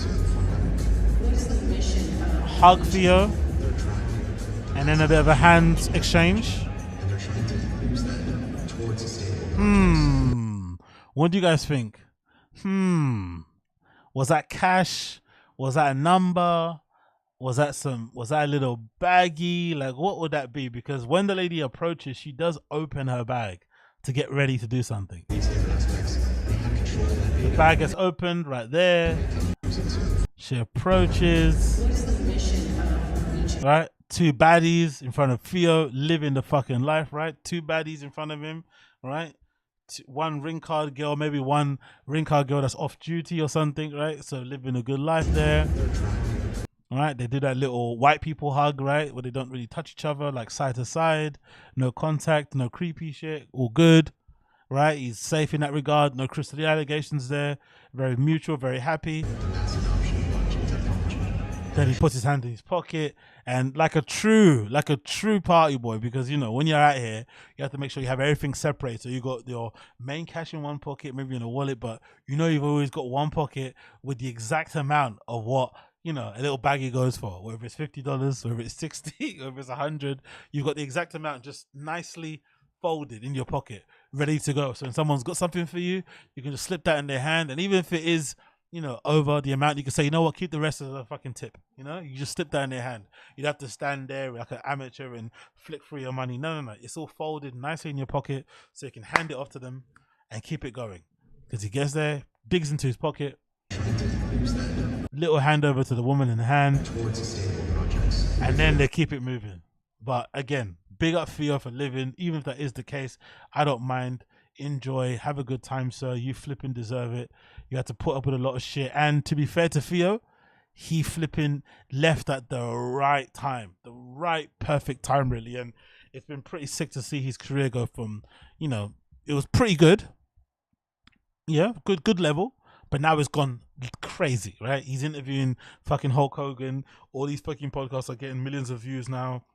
He's getting invited everywhere. He's doing skits with all these famous comedians and shit. He's living the fucking life, and it's great to see, man. Because if anybody in that fucking, you know, infested, you know, cesspool of a scene deserves it, it's flipping Theo, in my opinion.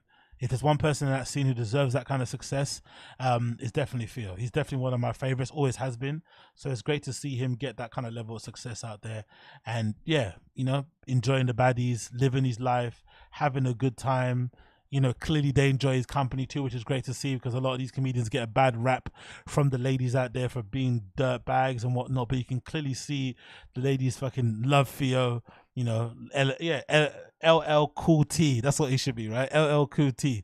The ladies fucking love Theo Vaughn. They love the Rat King, and that's flipping great to see. So big up Theo for enjoying himself and having a flipping good time and being great company as well. Clearly great company, to the point where they're all flipping laughing and giggling, and they love being around him. So it's impossible to hate that sort of stuff, honestly. It's flipping impossible to hate. What you guys saying in the chat? I'm pretty sure Theo is sober, says Joe Santoro. All right, Joe, whatever you say, buddy. Straight to the skyrocket. No one saw him. Lepantaman says, let that Theo be. This is getting a bit too much into his business. Imagine the creep filming him. Yeah, true. Fair enough. That's true. That's a good point. I think people just I think people were more so filming him because he was talking to baddies, as just like, that's cool to kind of see him out there doing his thing. But I do see what you mean about the fucking creepiness nature of it. There's a video actually. I want to actually don't want to play it because that's the one that's fucking disturbing. There's a video of Andrew Schultz being ambushed by some guy. I'm not sure if you guys have seen him. The guy in New York that does videos where he says, what do you do for a living? What's your job? That kind of thing. So he basically ambushes Schultz with his wife while they're out on a dog walk somewhere near their home. And they're literally going home, it looks like. They go into their fucking apartment and he's talking to them through their fucking apartment door. Like, and Schultz has been quite nice and respectful, but obviously walking away and not talking to the guy and not giving him any time. But I'm thinking, yo, these guys on social media are fucking crazy.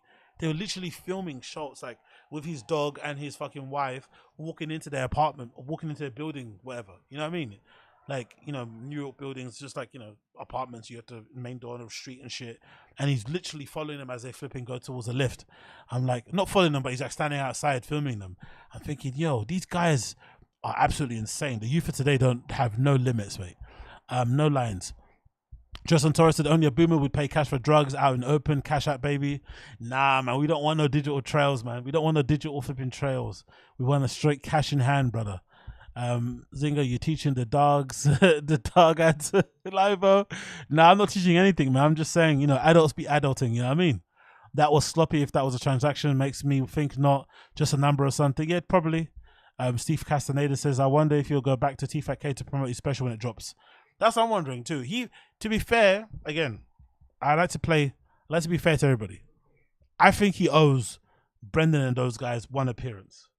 If he did leave under the premise, because if he gave Brendan the impression that he was leaving because he was mentally not in the right place, but then he goes off and does a million things. He's in a DJ booth with fucking Diplo in Miami. He's partying and shit. If that's the case, then that's out of order. That's not fair. That's not cool. So he owes Brendan an appearance just to come in and just kind of give a bit of charity, give back, get the views up again, have a good time. But I've got a feeling, my kind of gut feeling, because I know how these guys are. No, I know, but I got a feeling these guys are all quite money motivated and shit. My gut feeling tells me that most likely what happened was that Theo's agent sat him down and said, hey, we got some big things planned for you. We can kind of see where you're going trajectory wise, and we want to help you maximize it. And the one way you can now is to cut these guys off. Like Theo, Brian, Chris D'Elia, Brian Callen, all these guys aren't good for business. Brendan Shaw, they're not good for business. You need to cut these guys off if you want to reach the next level. I think that's what happened. I think that's my gut feeling. He was kind of partly his choice to go because he was kind of fed up and maybe didn't want to do the show, whatever. Maybe it wasn't fun anymore. But also I think partly due to these agents telling him, hey, because come on, think about it. The moment he stepped away from fucking King and the Sting, Theo's career's gone. It's just gone crazy. And again, he was always really funny to me. I feel like he was always had the potential to be super huge, but just it doesn't feel like it's too much of a coincidence. It feels like they turned on the engine and pressed the button as soon as he left, and abandoned Brendan and stuff. But I think a part of me, to be fair, also feels like he owes them a bit of kind of charity to kind of go back and say, you know what, let me kind of help you guys out. Because if he did give the impression that he left because he was mentally not well, and then he goes and he's on tour with fucking Diplo and shit and having the time of his life, come on, man, help those guys out a little bit. You know what I mean? Help them out a little bit. I think so. But hey, what can you do? What can you do? What are people saying here? I just approved some comments. Carl Hungus. Please explain. I haven't. You said here, Unique is a lipsy tard, lols. But this is a blatant rip of what Unique's take he made this video days ago, maybe a week ago by now, and Ag already admits that he's a subscribed to Unique. First of all, I don't actually watch many of his clips unless I'm on here, to be completely honest. I'm subscribed to the channel, of course. When he comes on live, I might have it on the background, but I don't know his takes all the way through. I might scan through on a clip of what he clipped and see what he clipped up and put on there, but I'm not watching the whole thing to hear his takes, really, for the most part. I like the guy, but I'm not really that interested in his takes and whatnot. But if we do have a similar take, there's not really many takes to have, innit? It's not really... they're not intellectual property, it's kind of what you kind of surmise by what you just watch and listen to. So if I did rabbit something that Unique said, maybe it's just parallel thinking, maybe we're both, it's kind of great minds speak alike, but I can promise you I don't sit here and watch what people are saying and kind of rabbit what they say. If anything, I try my best to provide as much of my own view on things. And if you guys watch my stream enough, you will know that I sometimes have horrendous takes, like really bad ones. Like a good example is, I thought that Burt Kreischer movie was going to do really well, I thought it was going to be a fucking blockbuster. I thought that was going to be all over the place, and I got proven wrong. So this whole narrative you're trying to run with, that I can't somehow go on Unique's streams and take his takes, is very, very misguided, I would say. Not to say I don't like the guy, because I do. I'm a big fan of his still. But to say that I'm blatantly ripping off Unix's coverage with zero credit is insane. To be honest, it really is. I'm always late covering things. I think you can see from my clips or I post stuff. So if I'm posting stuff late, it's not because I was waiting to fucking digest what he said and put it out. It's just because I'm fucking lazy, isn't it? That's usually why. But yeah, maybe it says a lot more about Unique. So he's obviously a lot brighter than probably people give him credit for. Because if he's saying stuff that I'm saying, but then I'm not fucking inebriated and he's saying it's sloshed, that means that he's super smart. I mean, because I have to use all my brain cells to say what I say. And if he can say it, you know, in whatever state he's in, that means he's a fucking G, which I've always thought he was. So, yeah. Don't read too much into it. It's not that deep, brother. Like, honestly, like this stuff, most sensible people, if you don't have an agenda, if you're not biased, you're probably going to have the same opinions as other people.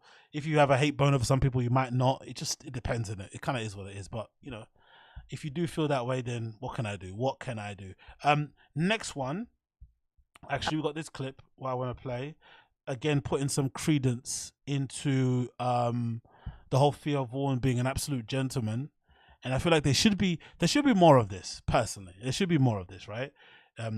That's why I'm hoping, fingers crossed, and I'm kind of, you know, inside praying that nothing crazy comes out about Matt Rife, because the ladies out there seem to love Matt Rife, the mums, the sisters, the daughters. I mean, everybody seems, even the fellas, they seem to love Matt Rife. I'm praying that he doesn't come out and he's some sort of undercover creep. I hope that's not the case. There needs to be a counter reaction. So there needs to be a counter trend.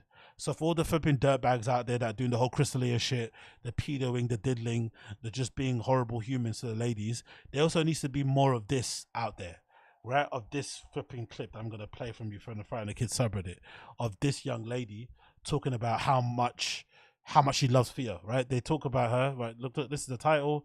She's speaking about Chris and Theo, but listen to how she speaks about Theo, because she does, you know, she has some bad things to say about Chris naturally, but she speaks about Theo pretty well. And I think there needs to be more of this in the industry. Guys just treating, even if they are flipping, you know, whatever, adult entertainment stars, just being gentlemen to ladies they interact with. That would be quite nice to see.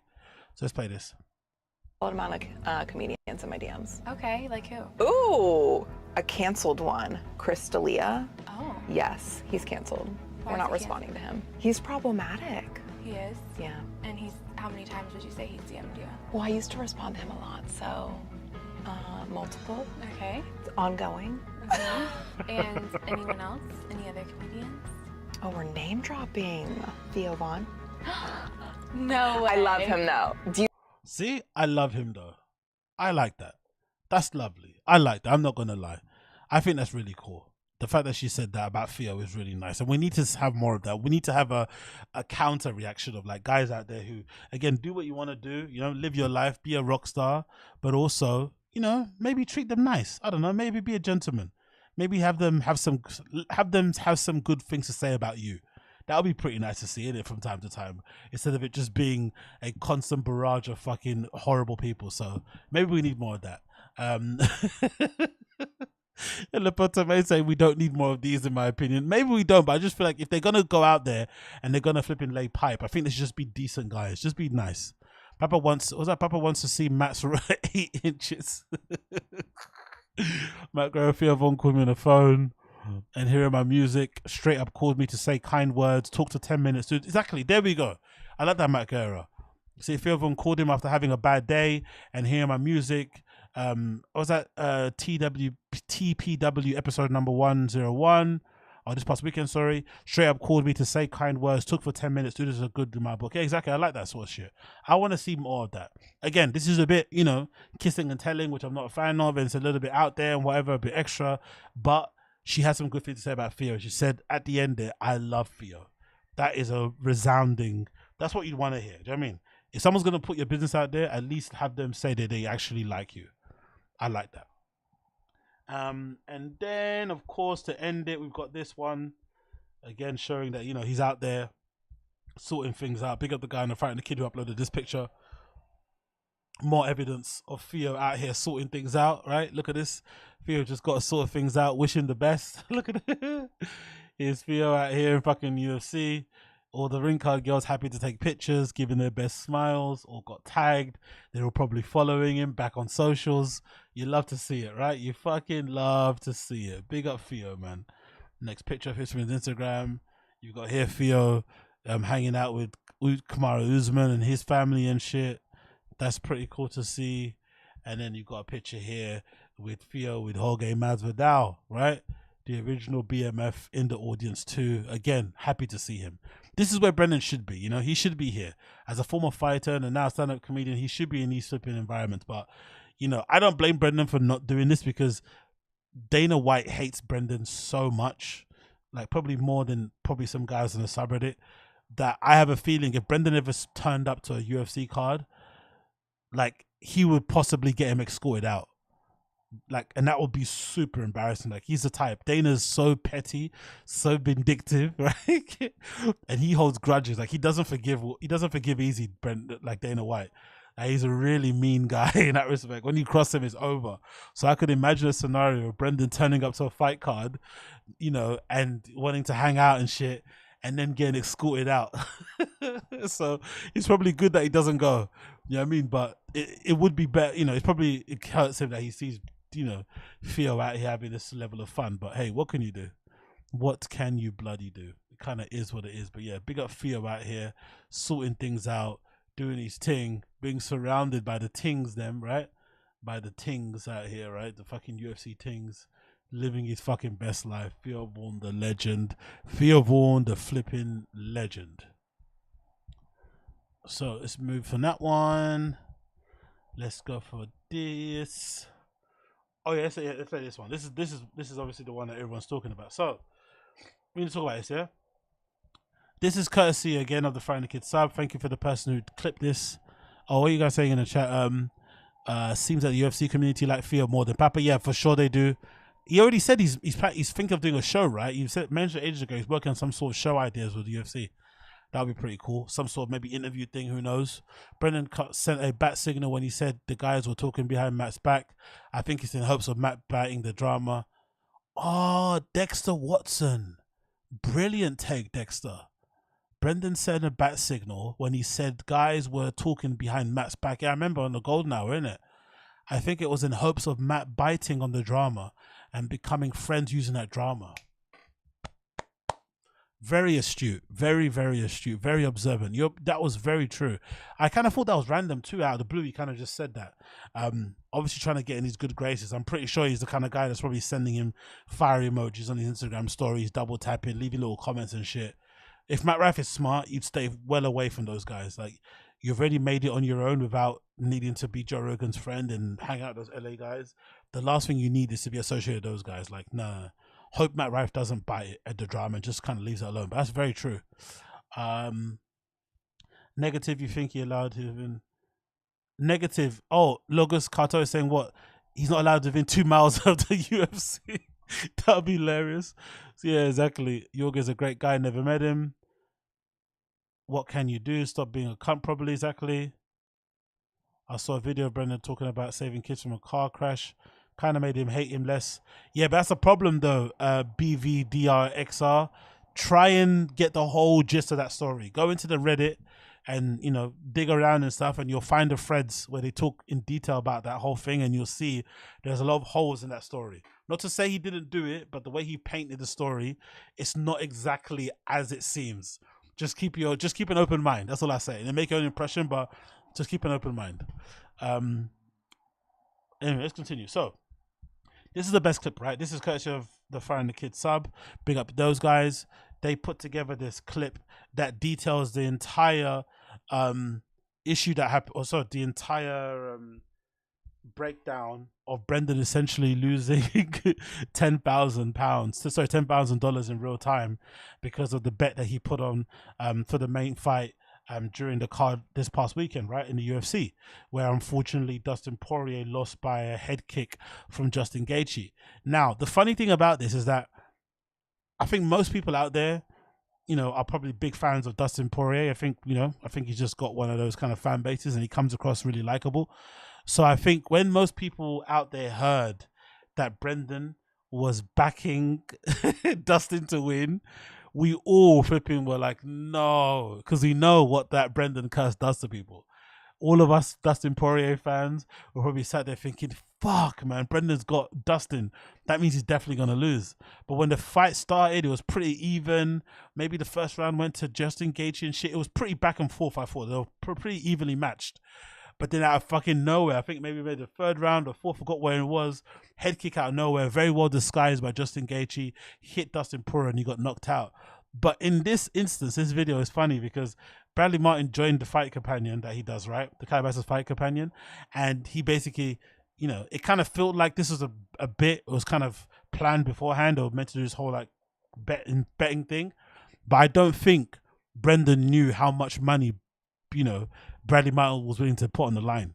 I'm pretty sure this was part of the content they went to do as a bit they could kind of put out there as a promo to clip up. But I don't think Brendan knew he was gonna, you know, want to risk 10,000. So when 10,000 got mentioned, you see Brendan's face like change, like huh? And you also see him realize, you know, Bradley Martin isn't Brian Callen. They're not that close. This is a stranger. He's gonna have to pay him the money, right? And then having read the comments on the Reddit, people are saying that Bradley Martin is known as somebody within the kind of Logan Paul scene and all those kind of guys. He's known as somebody that's kind of tight with his money, and also somebody that is really kind of, you know, finicky about money also. So if you do, you know, if you owe him money, if you have a bet with him, he wants his money. It doesn't matter how rich he's not the kind of guy, oh, because I'm rich, I'll let it off. No. If we did a bet, if we shook on something or whatever, I lent you some money, you need to give that back to me. And if you don't, it's going to be a big problem. So Brendan is now in a position where most of the time when he does a bet with Brian just kind of lets it slide, or just kind of move on or whatever it may be. But in this case, he's probably going to have to pay the 10K. So this is fucking incredible, this whole thing. Let's play this whole clip because I think this is absolutely hilarious. It made me laugh when I saw it. So big up Friday Kiss somebody for clipping this. Sorry, guys, I have to do a little read. No, all good. It's all good. Speaking of money, I thought about it. With main event, or you talking about main event, co-main event? Main event. Main event. Gaethje, Poirier. I'm saying Gaethje. Okay, I'll take Poirier, the diamond. Good call. And that's hot sauce in MMA. Dude, it's good hot sauce. I feel like last time I don't know. I think we did 5, so I think we got to double it. 10 G's. Yeah, well, I mean, listen. I What, know 10,000? you're a car guy. I know you're a car guy. Yeah. I know you're a car guy. You have some nice. You jumped in the whip the other day. Yes. You didn't think you'd fit. I had no idea that I would. Told you. It's That's that why I bought 260, it. man. I'm confident about this though. All right. I'm confident about All this. right. Shoot your shot, player. You really believe Poirier? Yes. Why do you believe Gaethje? Tell me how he beats Poirier. You can't because he doesn't. Can I argue for Brad? I could argue for Brad here a little bit.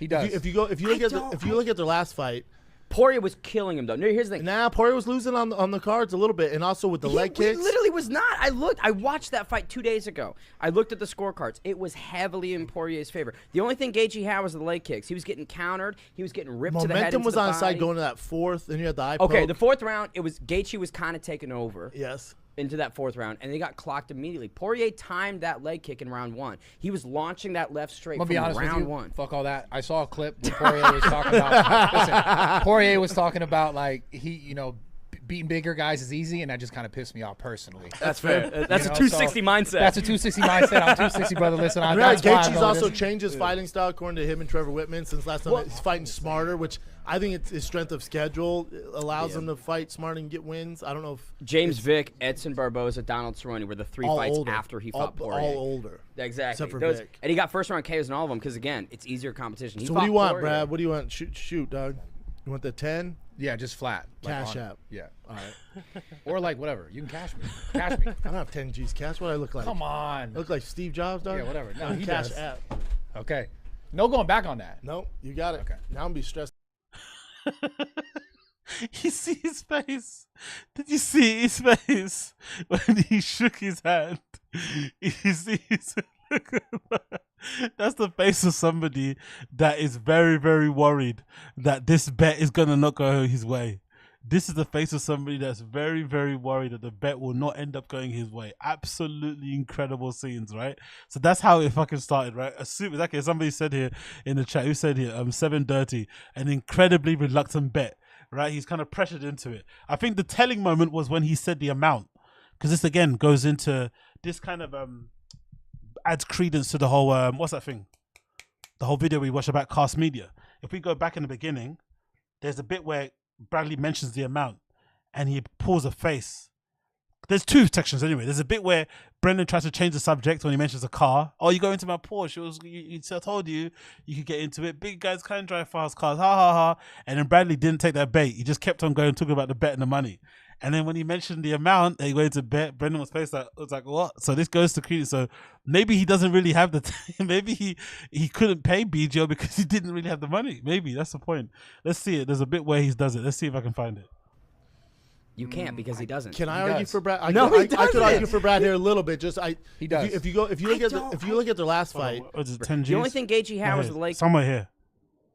That's hot sauce in MMA. Dude, it's good hot sauce. I feel like last time we, I don't know. I think we did 5, so I think we got to double it. 10 Gs. Yeah. Well, I mean, listen. Look at that, 10 Gs. That's the face of somebody that doesn't want to pay 10 Gs. One more time. That's the face of somebody that does not want to pay 10 Gs because they don't have the 10 Gs and they need the 10 Gs. You know, this is definitely evidence that, you know, business is not going well. Let's go back one more time. And that's hot sauce in MMA. Dude, it's good hot sauce. I feel like last time we, I don't know. I think we did 5, so I think we got to double it. 10 Gs. Yeah. Well, I mean, listen. I know 10, you're a car guy. I know you're. He short circuits. He fucking short circuits. He's not happy. Look at his face. My guy is not happy in the slightest. Absolutely incredible. He's not happy. You're a car guy. Yeah. I know you're a car guy. You have some nice. You jumped in the whip the other day. Oh, you know what I just realized? Was Bradley trying to suggest another bet? Was he trying to bet fucking Brendan's car? Did you get the suggestion here? Was he trying to bet the fucking purple Porsche? That's what he was trying to do, wasn't he? But then Brendan switched the subject cleverly. Or maybe he kind of pulled out. I feel like Bradley was trying to go down that road. Let's put your Porsche on the line or something. Imagine that. Imagine if he had to put his Porsche on the line. That lovely GTRS. Imagine. Oh my gosh. I think he was saying something about the Porsche. You got this nice little car, right? You got that nice little purple Porsche car. What about we put that on the line? What about we put the fucking the Mexican on the line? Imagine if you would have put the Mexican and his car on the line, right? What happens? You get or he says, yeah, let's put the Porsche on the line and I'll put my gym on the line. The Porsche and the Mexican and I put my gym. Yo, that is absolutely insane. So let's go to the actual video when he actually do end up fucking having to pay the money. This is fucking fantastic. Let's just go to YouTube because I want to see that bit as well where he realizes he has to now have to pay fucking what's his face? He has to pay Bradley Martin the monies that are owed. This legitimately might be one of the best things I've seen in a while. So this is what is it? We're going to Fig Boy. Let's see if we can find this because I want to see this clip of when it actually does occur that he has to pay the money. This is the best thing. Let's see if we can find it here. Let's get this up on the screen. Killer vs. Fight Companion, UFC 291. So let's get this up on here because this is legitimately one of the most funniest things I've seen happen in real time to Brendan. Because he's always known as being the person that never fucking pays his debts and pays his bills. So he pays his fucking bets. He just kind of lets it lie, especially when it's talking Brian Callen and they kind of just skirt over it. So I'm eager to see what happened here. Where was it around? Maybe it's around. Maybe someone's got timestamp in the comments. Let's see if they got it. Let's play it here. Let's play this with him, and I wonder how long he's engaged before he. You know, if Jan dies, I'm gonna be so sad. Let's scroll really across here. Maybe it's around here. I want to see the reaction to it. Dude. Yo, I'm curious, Brendan. Hey, UFC, no. We had 3 UFC champions. Usman. Let's go again. Want to walk across to see where I can find it. Did he? Well, I thought he cut down. I thought he came down to middleweight. You're right. Yeah, my bad. So he went from. Yeah, and so they gave him a boost at light heavyweight. Do they have him ranked at middle? No, I don't think he's ranked at middleweight. No, not yet. That's hilarious. That's what I'm thinking. So is it here? Maybe it's here. Let's see if I can find it. Use more grappling. Grappling knees. Gaethje is maybe a 2-stripe white belt on the ground. I'm a black belt. I'm gonna okay, use that there more we go. to There my we go. It's advantage. here. 230. Let's see. In front of me. I wish do we have more Modelos, KG? Bro, shit. Put every Modelo that we possibly have in front of me right now. This ain't ASU frat house, my This man. is, listen, I wasn't in a frat. I was too good for it. No. I was. Okay, by the way, again, from the clips I've seen, I know this guy comes across really corny and really cheesy and stuff, But I actually thought he did really well on the show. I think he added a good dynamic to have somebody on it that's clearly balls deep in MMA and UFC. He actually knows what he's talking about. He actually watches fight cards. So he actually watches tape. He actually knows the fighters and their flipping records and shit and whatnot. Like it's quite nice to have that in the, because obviously Brendan gets fucking everything wrong. So he was actually on the ball in terms of saying who won, who lost, what happened in this fight, what that finish was, temperament, whatever, watching all the content around the fucking fight cards and shit, interviews. So he was actually good. He was actually a good addition to the show. Whoever this, what's his name? Ben Davis, I think, right? Ben Davis. I think Brendan should have him on as a permanent guest, in my opinion. He should have him as a permanent guest. He should be one of the, he gets him on board, because I think he's a smaller content creator as well, I think I saw, right? He's not super big yet. So he should be on there all the time. If they do a fight companion, it should be him and this guy. It should be Brendan and Ben Davis and whoever else is the guest. And that, I think, would create a better dynamic anyway for the show. It'd actually make it a lot more enjoyable to watch, because there'll be two guests that have chemistry, and then the other one person that comes on as a guest, or the other two people that come on as guests. I think that's what they should do. Again, but what do I know?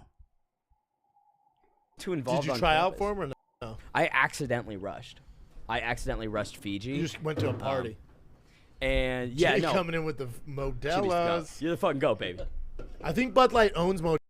Big J is in there handing out beers. So this is for sure clues that Cast Media is going down, right? There is no staff members. He's got his brother in doing the whole background, that kind of stuff that probably wouldn't have been done with his brother. So this maybe adds some credence to the idea that the money's struggling a little bit.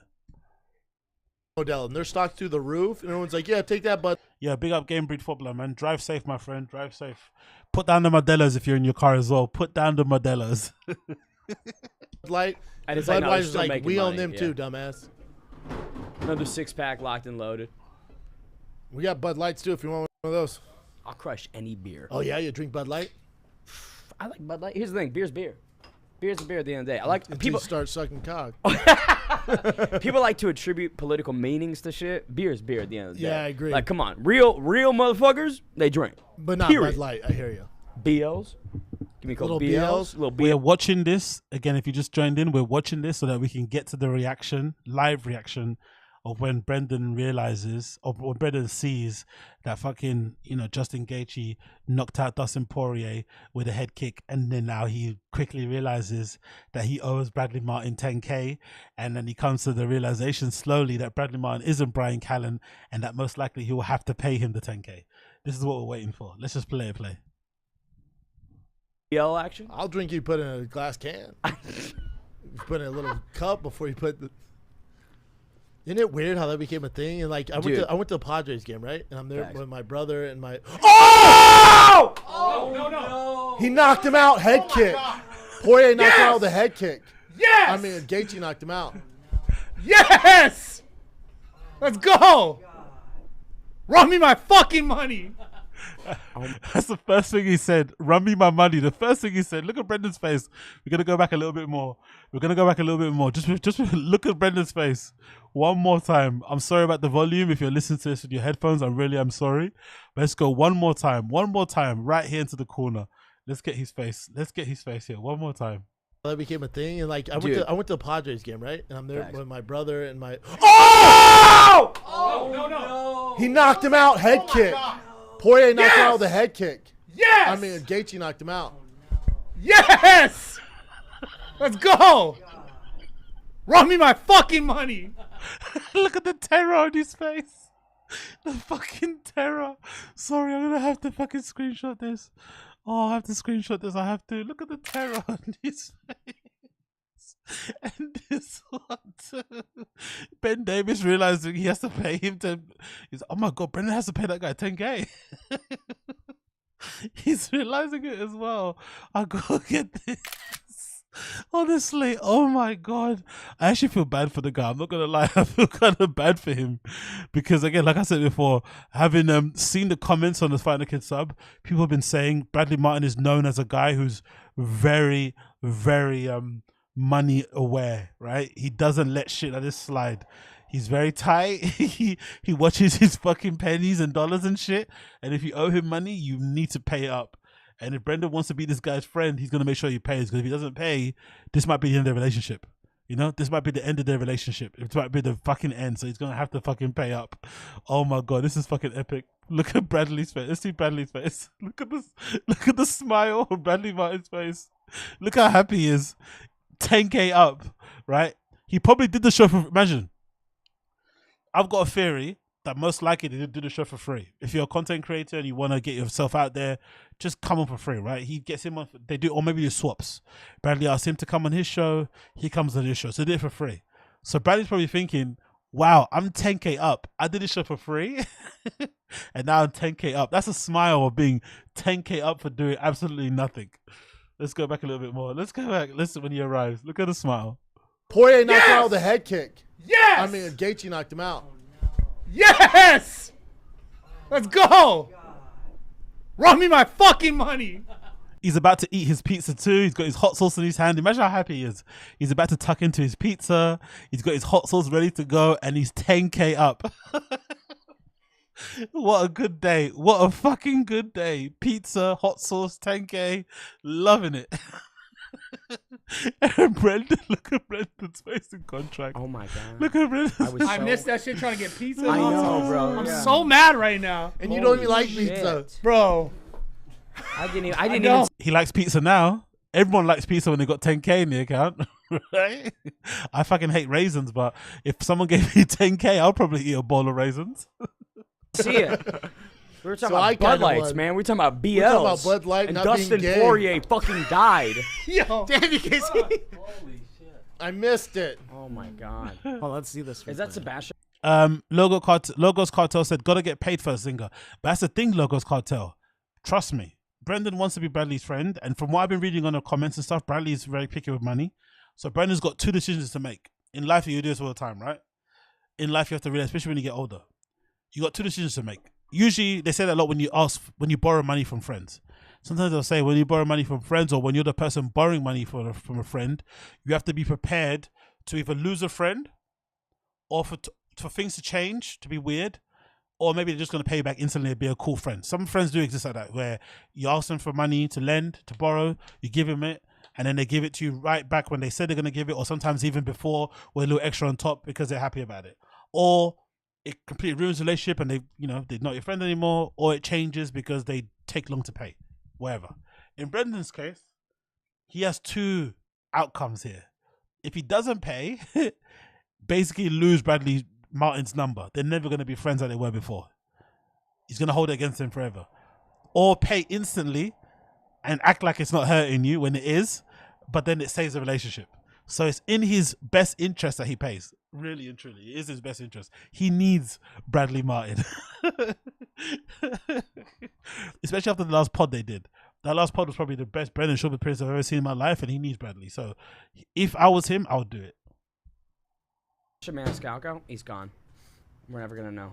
Fuck, dude. Fuck! He's never thrown a head kick! Ever! Yeah, well, listen. That's why I'm the commentator here, boys. You guys Dustin's suck. so upset. Yeah, he should be. This is some hot sauce, huh? Is it hot? Yeah, is that your it's hot good sauce? hot sauce. No, I don't have really my own hot. hot sauce. Really hot. That's Dustin's thing. Come on. Oh, yeah, I like do honor. whiskey. Little shop sauce? I know the shop sauce. It's extra thick. Fuck, You know, we dude. have we should have Poirier's hot sauce around here. Let's get Poirier. Let's call him. Talking about Poirier. Come on, talk about the money. Do we still have Poirier's hot sauce up there? so. Grab some of Yeah, that grab shit. that, grab that. In honor of my man losing, put some fucking DP on that. Run the sauce. Run the sauce. Damn, this DP that thing. I want to see dog. the replay though. That'd Yeah, be I great want if he replay shows that, a please. fucking replay. Please. Wow. Was he really out? Was that like a... He was out. Oh, dude, wait till you see it. I know we're talking about Bud Lights and not being gay, but watch this. Let's Right see. behind the neck. His hand was. Bradley looks calm. Let's see. His if hand was. anyone mentioned about the money? Let's see. Yeah, man. That's fair, dude. my You've gosh. heard that. Look at Brendan. Brendan keeps looking at him. Brendan keeps looking at him, and he's somber now. He's whole fucking, he's fucking so sad. Look. Damn, that fucking. Hey, you're like... That feels so good. You fucking loser. Yeah, man. That's fair, dude. my You've gosh. heard that. What do you do with Gaethje now? What do you do with Gaethje now? What do you do? You're 10K down now, brother. What do you do with Gaethje? Oh, that's fucking incredible. So yeah, let's see how this plays out. Bradley Martin fucking ran Brendan Shaw's pockets. Absolute horror show. I thought the kid in the turtleneck, Ben Davis, did really well on the show. They should bring him back on there. He should be the permanent co-host of the show, especially if he's like a newer content creator and stuff. He probably would be up for it and have time to do it and whatnot, and build the show from there. Have them to be the main guests, Brendan and Ben Davis, and then have 2 other people coming in, but having it all be 3 different people with Brendan, weird dynamic. I feel like you need to have a bit of chemistry in there. So have him and Ben Davis here week on, week out, and I think the show will do actually pretty well over time, personally. But yeah, Brendan is 10K down. 10K down. Oh, big up the chat. What are you guys saying here? Bradley might end up with mysteriously dead. Crazy that Brendan thinks his hand defending head kick is proper defense. John M, if again, I'm not too familiar with the UFC. I'm not super balls deep. I'm a bit of a casual, but I do remember there was a head kick earlier on in the round that Justin Gaethje threw, that looked like Dustin Poirier blocked, but it was pretty hard, and it probably did a lot more damage than he let on, because a lot of fighters, especially the elite ones, are really good at having a poker face. So maybe Dustin kind of acted like it didn't hurt him, but that first head kick might have rattled him a lot more than he kind of gave on. Because by the time that second one came in, it didn't even catch his whole face, and it already, the shin didn't go try to catch his whole face, and it already went down. So maybe there's some damage there already done. But that head kick was always on. But the disguise on it was fucking beautiful. The disguise, throwing the right and then having a head kick flick up like that at the right time was amazing. So yeah, he blocked 3 or 4. Yeah. They all, yeah, exactly, logo. See, exactly, they all hurt. Yeah, blocking a head kick is one thing, but they still hurt. Exactly, they still go through the hand. Big up Young and Old Vibes. If you owe me money, I'm taking your belongings until I'm satisfied. Big up Young. I like that. I like that energy. 10K is always thinking about. Yeah, 10K is always on his mind. That is a face of somebody that's only thinking about 10K.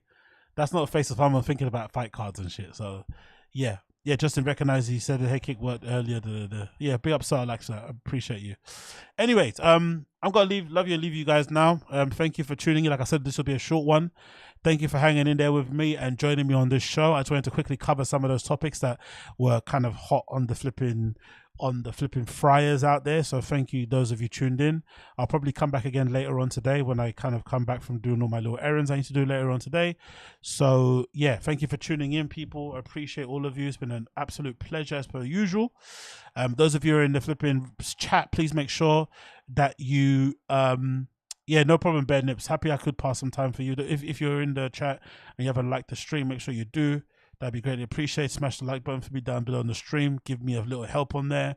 And yeah, man, that's about it, really. Timestamps will be added on later in the day, and I'll put up clips as well later in the day too. So if you don't want to watch the whole thing, you can watch the clips. So thank you for tuning in. Big up Shades Cow, Logos Cartel, Bear Nips, Cable Hogue on there, The One and Under, Sar Lux, Jared Mellerick, I see you. Big up you, John M, Ricky Picture, Teju, Dark Lion, Young and Old Vibes, big up you, Jose Otero, Dexter Watson, everybody in the chat, I appreciate all of you. Bun, I see here someone called Bunny, appreciate you. Someone, 7 Dirty, of course, big up you, always here. Matt Guerrero, of course, John Smith, everybody was hanging in there, I appreciate all of you, and I'll see all of you again very, very soon. Thank you so much for tuning in.